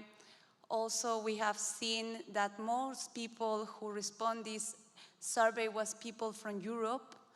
And also we have that a really important issue in this survey that I can highlight is that people are moving from different parts of the world to Europe. So migration is a subject that is really important, and I think that we can work together for it. And we have seen in the first part of the dialogue with some experience of people who were sharing their experience about migration. And I think there is an important issue. And I will pass the word to my colleague to continue with the information about the survey. Thank you. Thank you very much. So I am Albert from Fair Internship Initiative. Thank you very much also Greycells. It's already the second time that we are working together for this. I think everyone here more or less knows about Fair Internship Initiative. We are the group behind pushing for paid internships in Geneva, but also in other duty stations. Every 20th of February on the World Social Justice Day, we are doing global interstrike this time. And we have achieved big results so far. Almost half of UN agencies are already paying their interns. Now we are focusing on the UN Secretariat, and hopefully super soon in the next resume session of Fifth Committee, member states, 193, all of them will agree on abolishing unpaid, unfair internships. And our initiative's goals are quite important also in the context of the survey that Greycells has launched, is because what we are discussing here all day is about how civil society organizations are influencing decision-making at the international level, at the UN level. On the other side, how the UN is actually empowering civil society movements across the world. So what we are doing from case example, Fair Internship Initiative, we are former or current UN interns who understood at some point that UN is not always in line with its own values, with its own goals, with its own mission statements. I mean, UN is doing a lot of great things, but on that small thing, UN was not doing right things. So we said, okay, we need to mobilize and we need to actually change the current status quo on unpaid internships. So now we are moving forward. You know, in 2018, it was World Health Assembly. It was a big thing, adopted unanimous resolution on banning unpaid internship. Now WHO interns are actually receiving very good stipend. Other agencies, UNDP, UNICEF, UNHCR has also adopted such policies. So what we are saying is that once UN Secretariat also adopts a resolution banning unpaid internships, UN will have, as a global norm-setting organization, a moral authority to push for-profits and non-profits alike across the world and empower hundreds of millions of young people. Only in the European Union there are 5 million unpaid interns right now, and I don't know any statistics from China or from India. This is a big issue. This is not only about the interns issue, it's about like the labor market, and this is about our future. So from the survey part, we have asked several interesting questions, whether people are participating, millennials and seniors alike, in the civil movements. And we got very rich replies from their side. People are participating in social movements regarding social justice rights, labor rights. We had some replies from UN staff members who are lobbying both administrations at the UN in Switzerland and in France. You know, a lot of people are living also in the France voisin, so it was an important thing. There is development area, water and sanitation, food for all. There is environment issues. For example, someone was involved in the movement aimed at stop cutting trees in the neighborhood, but also Fridays for Future. So you see, like on one side, you are going to the streets, you are fighting for the climate, but then you are also doing very local thing, just stopping trees in your neighborhood to be cut. Then there is money investment. You know, there are so many initiatives who need some financial support. So we asked people if they were satisfied with the money that they were giving. Maybe you have experienced recruiters coming and asking money for Médecins Sans Frontières, for UNICEF, for all other these non-profit organizations. Most of people were satisfied. It was very interesting that some were actually saying that from the giver's perspective, it's a bit difficult to put pressure on the non-profits to report very regularly because it will put more administrative pressure on them. So people are really trusting. It is a very good thing that donors are trusting organizations. One highlight that I want to bring, it's about democracy issues. One of our respondents said, my money goes on a regular basis to Akcja Demokracja, an NGO who mobilizes Polish civil society when our democracy is in the trouble. Yes, I think that it pays off, because supporting democracy, it's very important. And also supporting these kind of organizations is helping right voices to be heard. And we, during all these panels, discussed about how much power and money have big multinationals, and how money is actually sometimes making changes in the movements for nonprofits. Successful examples, it's quite interesting what are considered by our respondents as successful examples of social movements. Fridays for Future mentioned a lot of times. It's exactly a very successful one because it changed actually public debate. Media is talking about this now, but also American Civil Liberties Union. I think it's a big thing in the North America, in the US especially, fighting against death penalty, against incarceration. It's Planned Parenthood, Amnesty International, Black Lives Matter, Greenpeace. And what is uniting all of them is that they were successful in mobilizing public opinion to put pressure on political governments. But on the other side, there is other organizations which are impacting the way how we are living every single day. And there I am classifying like the movement Me Too, 9 major groups of UN conferences, the female lead, and these kind of movements, which are actually changing the way we are interacting between each other. And very interesting thing, and we discussed, I mean, you asked this question about successful civil society, and I was surprised to read this answer, was political parties that win elections are successful civil society groups. So defining civil society is also sometimes very difficult, and we at Greycells steering committee had some time to brainstorm about it also. I will move. I have a lot of things to say, but I think I don't have that much time. There are also failed social movements. For example, someone is saying that there is no failed social movement. Anyone who is trying to organize itself around any social good goal is already a success. But there are also some concrete examples. Someone mentioned Gilets Jaunes movement because it was started, according to the respondent, as a spontaneous mobilization of socially marginalized, economically poor people, but then was infiltrated by violent extremist groups. It's not necessarily my opinion, but human rights defenders are murdered continuously. It is important and interesting angle also when we are seeing human rights defenders in Turkey, in Russia, or in other parts of the world murdered. This is not successful movement, let's say. And then we see that there were member states lobbied for the social and solidarity economy, and it didn't pass at the UN, so it was not that successful. Black protest in Poland, maybe you heard in the beginning of the protest when the Polish government was trying to pass a very hard anti-abortion law. But at the end of the day, so-called constitutional constitutional court actually pushed for that movement. So in the beginning it was successful, but then it failed. Someone was perhaps a bit ironical, saying that Trump supporters in the Capitol Hall were unsuccessful social movement example.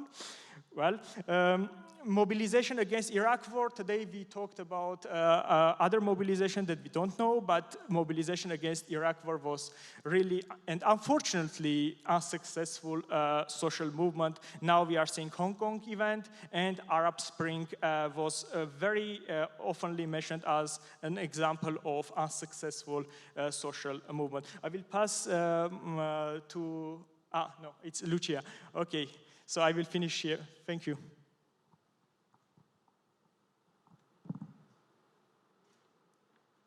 Geneva International. I'm based in Spain.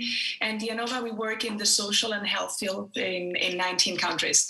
Continuing with the survey results, as we have heard today, like it or not, for-profit private firms play a major role in influencing governments, policies, and global agendas.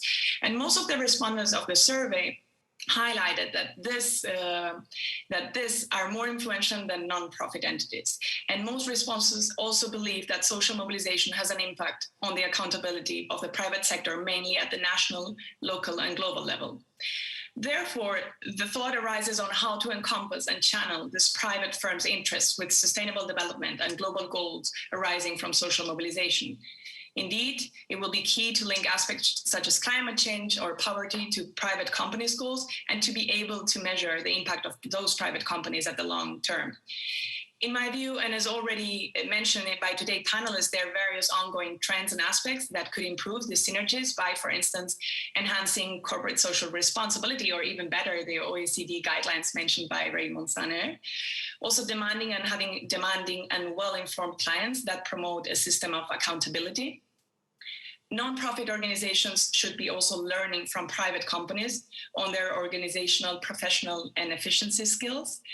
And in this globalized world, it's important to promote the message of thinking globally and acting locally. Results from the survey show that most responders are positive about the increasing role of civil society in the past 25 years, because indeed NGOs have long had a merely consultative or operational role in the functioning of decision-making processes of international organizations. But today, however, many of them are now involved in defining policies and priorities for the programs of international organizations. And as a representative from Geneva, I can say that we are really pleased to witness on how much civil society organizations have gained space and voice at particular UN level forums especially during this last decade. And it's also important to say that this has also come hand in hand with a better organization of civil society organizations and platforms, this is key, that have adapted their work to operate at international forums by speaking like in their language and also acting as former stakeholders. To the question of who is more engaged, if millennials or seniors, there were mixed answers, but the majority believe that millennials are more engaged.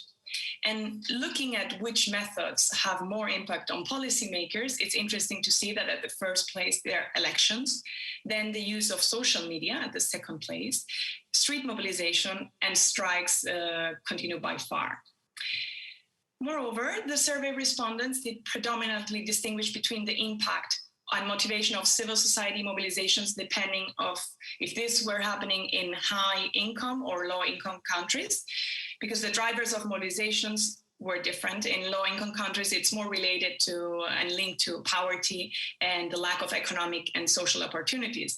Whereas in high income countries, the social mobilizations might be more linked to global challenges. The space of civil society, it's also different according to the economic development, no surprises here, and also the level of education was highlighted by the respondents. As in high-income countries, there are more people with higher educations that are more sensitive towards social movements and that have more access to information. And this leads to my final reflection on what could be done to empower civil society mobilizations in low-income countries for accessing the networks and that hold political and financial power that enable change. So I thank you for your attention.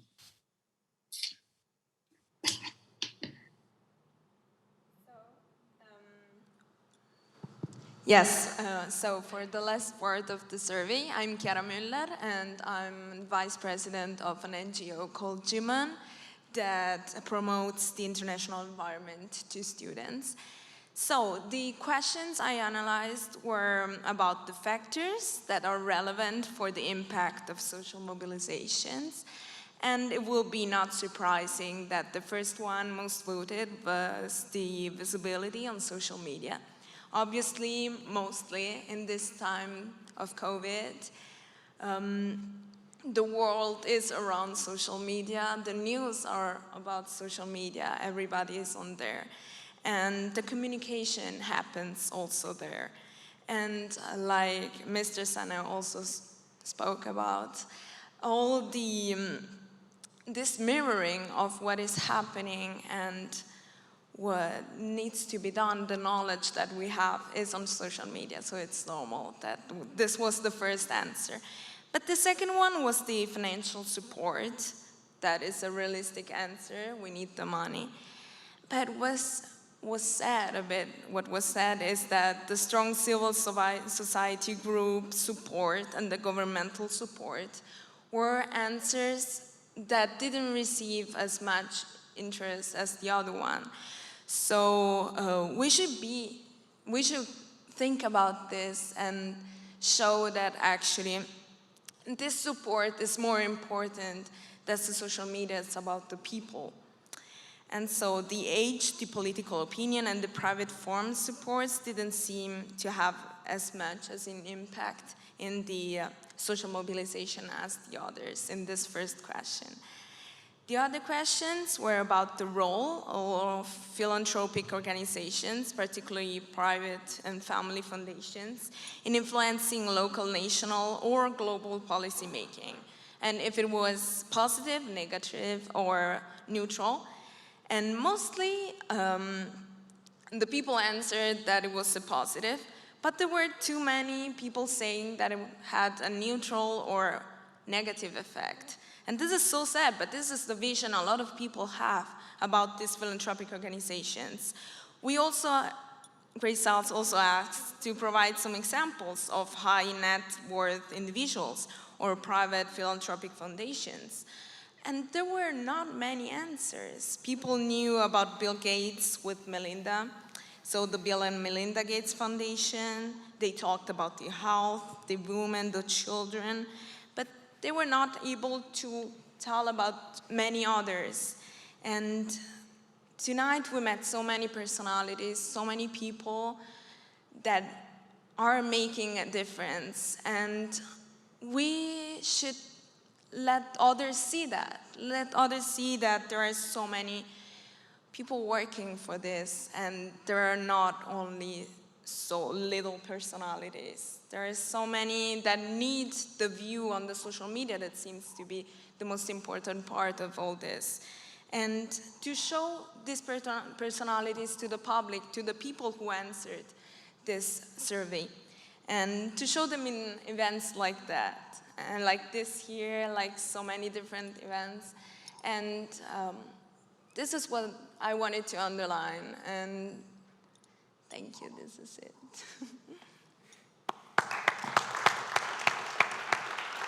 Merci beaucoup. Merci beaucoup à tous les quatre pour les résultats de cette enquête en ligne. J'ai à présent le grand plaisir d'accueillir sur scène pour quelques mots de conclusion 3 personnalités qui vont peut-être venir les unes après les autres. Tout d'abord, Monsieur l'ambassadeur Salman Bal, qui est avec nous. Vous êtes le directeur du CAGI, le Centre d'accueil pour la Genève internationale. Et merci beaucoup d'être avec nous sur scène.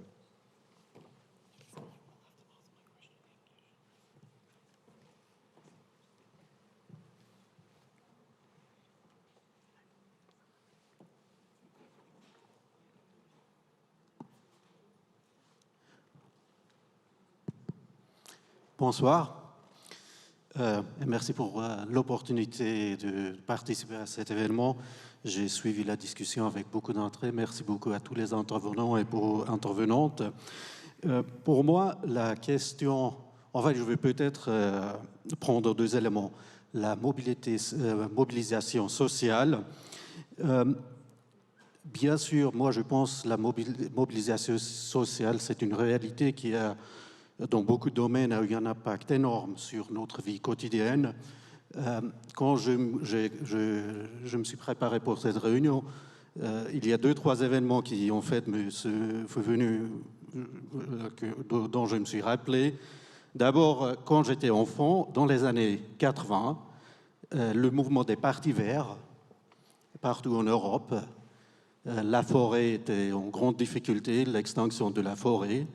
Et en fait, ça a commencé avec une mobilisation vraiment sociale, ce qui a mené après à la création des partis verts, qui à nos jours, dans beaucoup de pays, sont dans le gouvernement. Donc, d'une mobilisation sociale est né un parti politique, un parti qui, dans beaucoup de pays, prend une responsabilité gouvernementale. Un autre événement dont je me suis aussi rappelé, c'est quand j'étais dans les vingtaines, c'était en fait la convention anti-mine personnelle. Aujourd'hui, on a parlé qu'à l'ONU, c'est difficile de changer des choses parce qu'il y a 193 États membres qui sont souvent contre des nouvelles initiatives.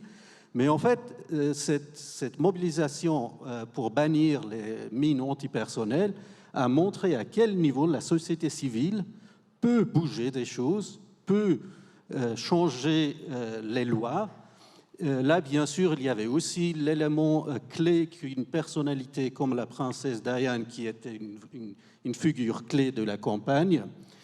Là aussi, mais ce qui était intéressant, cette mobilisation sociale, il n'y a pas eu de parti politique ou de mouvement politique. Mais ce qui était intéressant, c'est que d'autres initiatives ont essayé de copier cette mobilisation sociale, ce qui s'est passé. L'autre élément que je voulais aussi dire, c'était, plusieurs orateurs l'ont mentionné, le vote sur la loi CO2 qu'on a eu en Suisse il y a 2 semaines. Ce qui m'a étonné, c'est en fait, quand j'ai lu les analyses, qu'en fait, le groupe d'âge 35 ans et plus jeune était le groupe qui a rejeté la loi le plus fortement. Et ça m'a beaucoup étonné parce qu'en fait, ce mouvement environnemental climat qu'on vit depuis quelques années, Fridays for Future, on a eu les élections fédérales en Suisse où les partis verts ont gagné plusieurs pourcentages, sont devenus plus forts, où on avait l'impression qu'en fait la mobilisation sociale pour cette loi était là. Ce qui m'a étonné, c'est en fait pas le clivage intergénérationnel, mais interrégional. C'était le vote urbain contre le vote rural. Et c'est peut-être que là-dessus que j'aimerais terminer.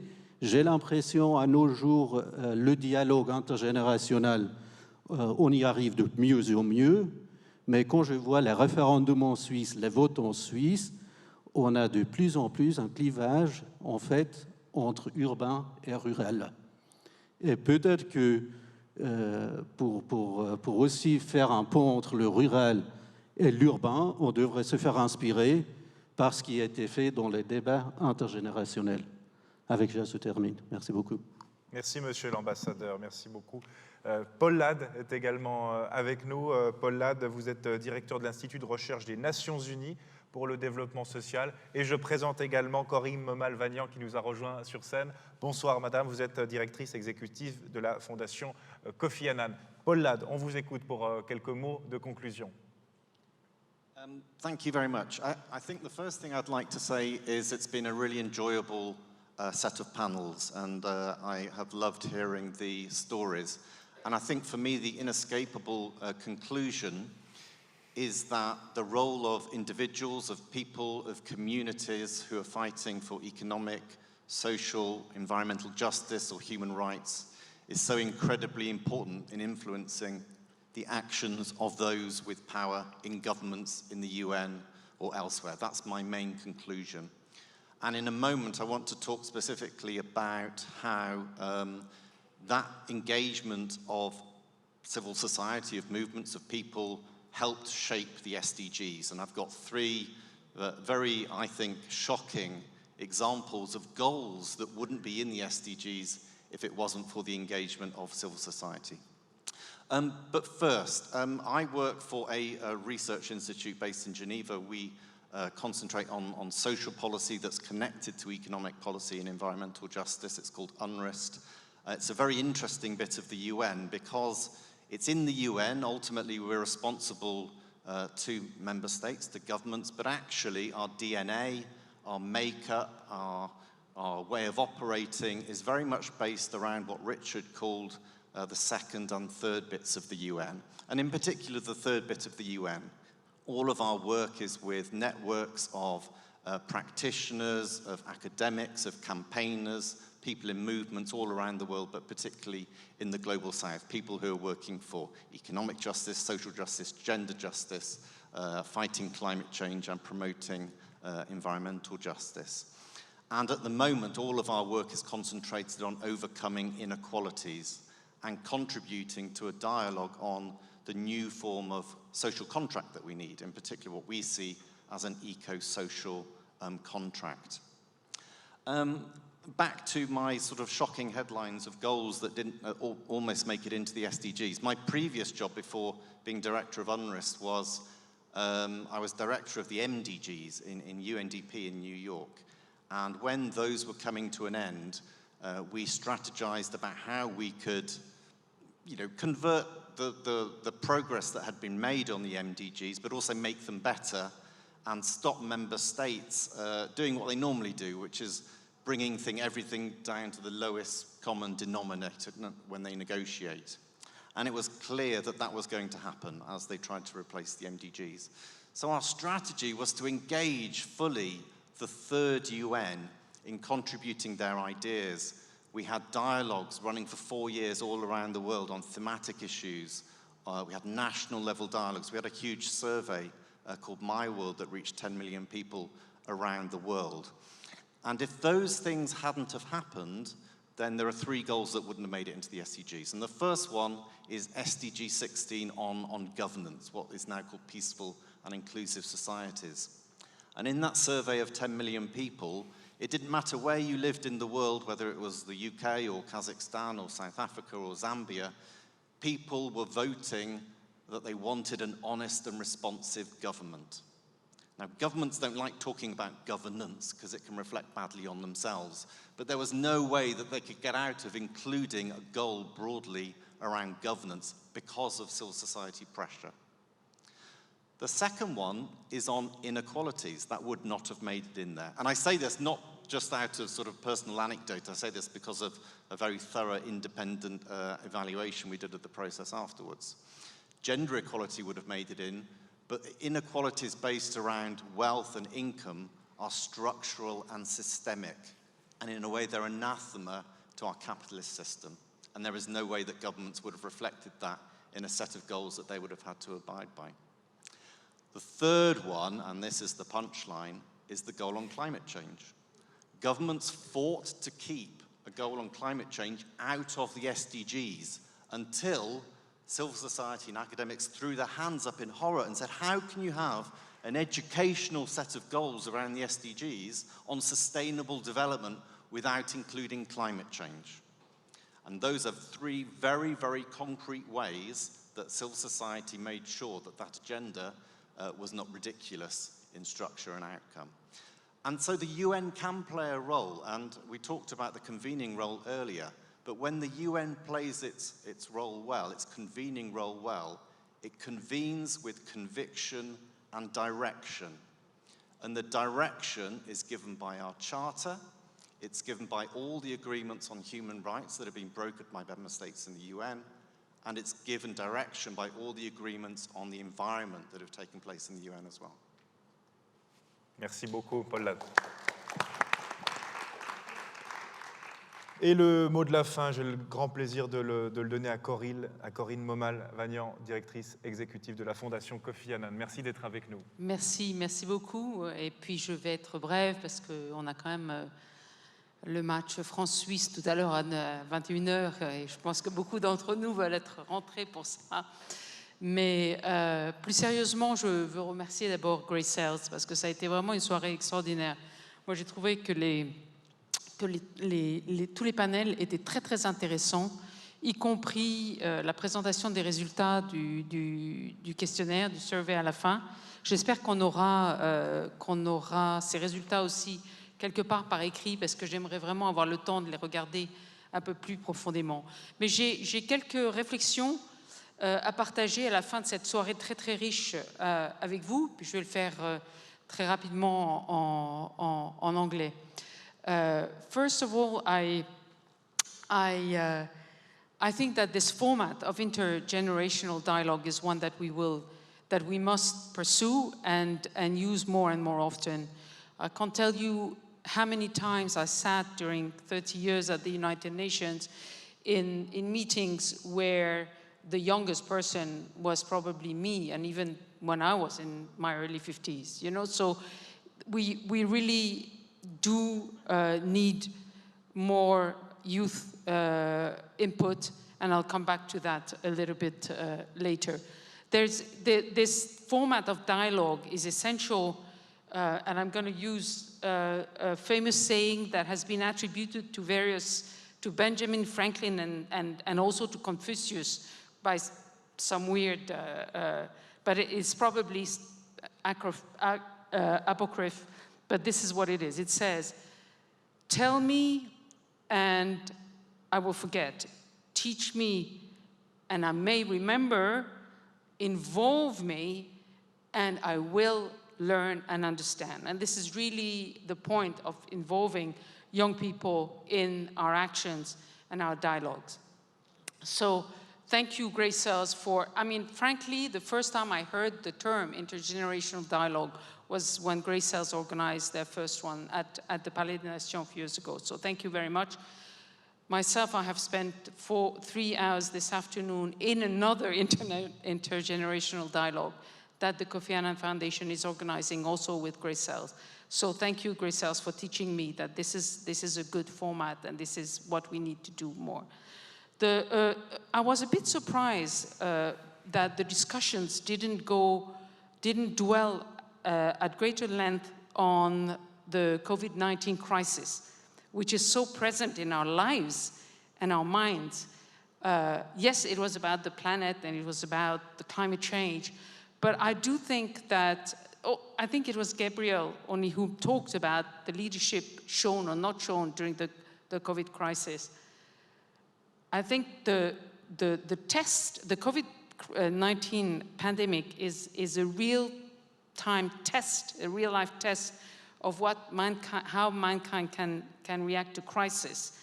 And it is really interesting to analyze leadership during this crisis and what that can mean for future decisions on climate change. And frankly, I would give mankind a C- on the pandemic so far, because there have been some good things happening and some not such good things happening. But overall, society has held together, and which is amazing considering that many of our social fabric was already fragilized, made much more fragile by inequalities over the last 20 years. Yet societies have mostly held up during the crisis, which I think in itself is an achievement. We have had amazing achievements in the field of vaccines, for instance. And all the people have more or less behaved well, which is amazing when you think of all the constraints that were put on people. So I do think that there are some good things that came out, that there's enormous resilience that was shown during the crisis. And yet, I agree with Gabriel, I think that said, leadership was not, some of the leadership that came through was not very encouraging. Someone did mention the access to vaccines, and that is really very shameful what is happening with the lack of access to vaccines in the global south. So I would say that there are loads of lessons to be drawn from the COVID crisis, also in terms of social mobilization, by the way. So I am a bit worried about a number of things that were said today and that I have observed in the last few years. is the fact that, and we heard it, especially in the first and third panels, about continued exclusion. And this came through also during the COVID-19 crisis. Here in Geneva, people were suddenly shocked that thousands of people were lining up to get a simple bag of groceries at the beginning of the crisis last year, if you remember. So I think this brought to light the fact that there are enormous inequalities, but continued exclusion. And I don't see, unfortunately, I don't see a real effort to bring in underrepresented groups into decision-making processes, including, I'm going to be very frank, including at the United Nations. I left the United Nations, so I can be more open now, but including at the United Nations, where in particular, young voices are not heard. Very clearly, they are not heard. We have made a lot of progress in increasing representation of women at the United Nations, but even then, there are still strong undercurrents of discrimination, including against women. But it's not only the United Nations, in all big multilateral decision-making organizations. So I am worried about continued exclusion from decision-making institutions at local, national, and international levels. I am worried about, in fact, the lack of social mobilization on certain themes. I think, in fact, in climate change, there is social mobilization, and that's wonderful, and that is driven by young people. I am very surprised to see, as compared to maybe 30, 40 years ago, the lack of social mobilization with regard to some extreme violence that's being brought on certain populations, like, for instance, at the moment in Ethiopia. Nobody talks about it. Nobody talks about what's happening in Tigray.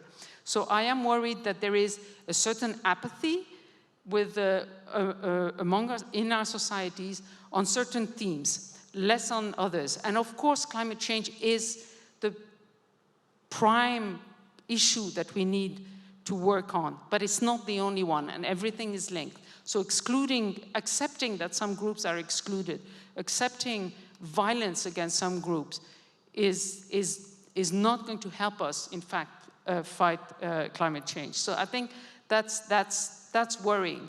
I'm worried also, and someone mentioned it, I think it may have been Chantal, about the shrinking space for civil society in some of our countries and in some of our organizations. I have to tell you that I was fighting very hard at the Palais des Nations to preserve the right for NGOs to meet at the Palais des Nations, because there was, without the authorization of some member states. And there was a big push from many member states to reduce to make sure that NGOs could only meet with the authorization of, with the sponsorship of a member state, which would defeat the whole purpose.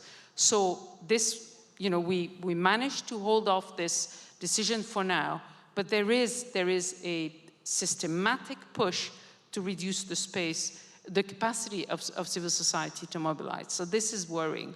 Nevertheless, because I'm an optimist, I want to end on a positive note. I'm very, very hopeful because of what I see in the younger generation, because of what the extraordinary things that have been achieved by the people that were here tonight, including, for instance, Andrea in Mexico, in making sure that this law passed for the protection of domestic workers, but everybody else who was here. And all the examples I heard this afternoon earlier with the Kofi Annan change makers, these young people that we are also having a dialogue with. So I'm very hopeful. I see it in my own children who are in their 20s. The values of the young generation are all right. They want the right thing. They still don't always mobilize. Many do, but they prefer to do it in the street rather than through our traditional structures of political parties, which are not civil society organizations, I have to say. So there is the right attitude, the extraordinary awareness in the young generation. However, there is this does not translate at the polls. There is great apathy towards politics, and that is a shame, because in many countries that's the way you can make things move. And I think, as was said also earlier, you need both. You need movements in the street, and you need people to vote the right way.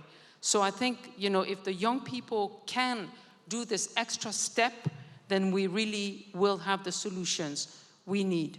And I'm very hopeful because they are an extraordinary generation that is really, really committed to positive change. So thank you very much. Merci beaucoup. Merci Corinne Momalvagnan. Et puis merci à toutes et tous. Alejandro Bonillo Garcia va nous rejoindre sur la scène pour quelques mots. Venez seulement, Monsieur le Président. Moi, j'aimerais juste vous remercier de votre attention, remercier toutes les personnes qui ont participé à l'organisation de cette soirée. Et puis un merci tout particulier, on les salue, Émilie Ferreira et Sarah Maclay. C'était nos interprètes de la soirée. On peut les applaudir, elles ont très bien travaillé. Ainsi que l'équipe technique en régie qu'on peut applaudir également. Oui. Bon, merci beaucoup à vous tous. On a passé 3 heures ici vraiment merveilleuses. On a beaucoup appris, j'ai beaucoup appris. Ça m'a rappelé des missions que j'avais en République dominicaine où il y avait 2 panneaux. Un panneau qui disait « Il y a quelque chose de pire à avoir un cancer ». Et on passait 2, 3, 4 kilomètres, il y avait un autre panneau. Pire qu'avoir un cancer, c'est d'avoir un cancer et de ne pas savoir qu'on a un cancer. Alors maintenant, on sait qu'on a des problèmes, on n'a pas toutes les solutions, mais il y a des gens comme vous, passionnés, avec talent, avec force, avec passion, qui travaillent pour trouver les réponses. Merci beaucoup pour une journée vraiment mémorable pour Greycells. Merci Madame Momalvagnan. On est vraiment ravis de collaborer avec la Fondation Kofi Annan. Merci beaucoup, ambassadeur Salman Bal, pour l'accueil que vous donnez tous les jours à Kaji. Merci beaucoup, monsieur le directeur du Centre de recherche des Nations Unies, Paul Ladd, pour votre participation. Et surtout, je voudrais remercier, en plus de l'équipe technique qui est là-haut, Jérémy Sédou, qui nous a conduit merveilleusement, encore une fois, sur un... Merci beaucoup. Merci beaucoup à tous et bonne soirée.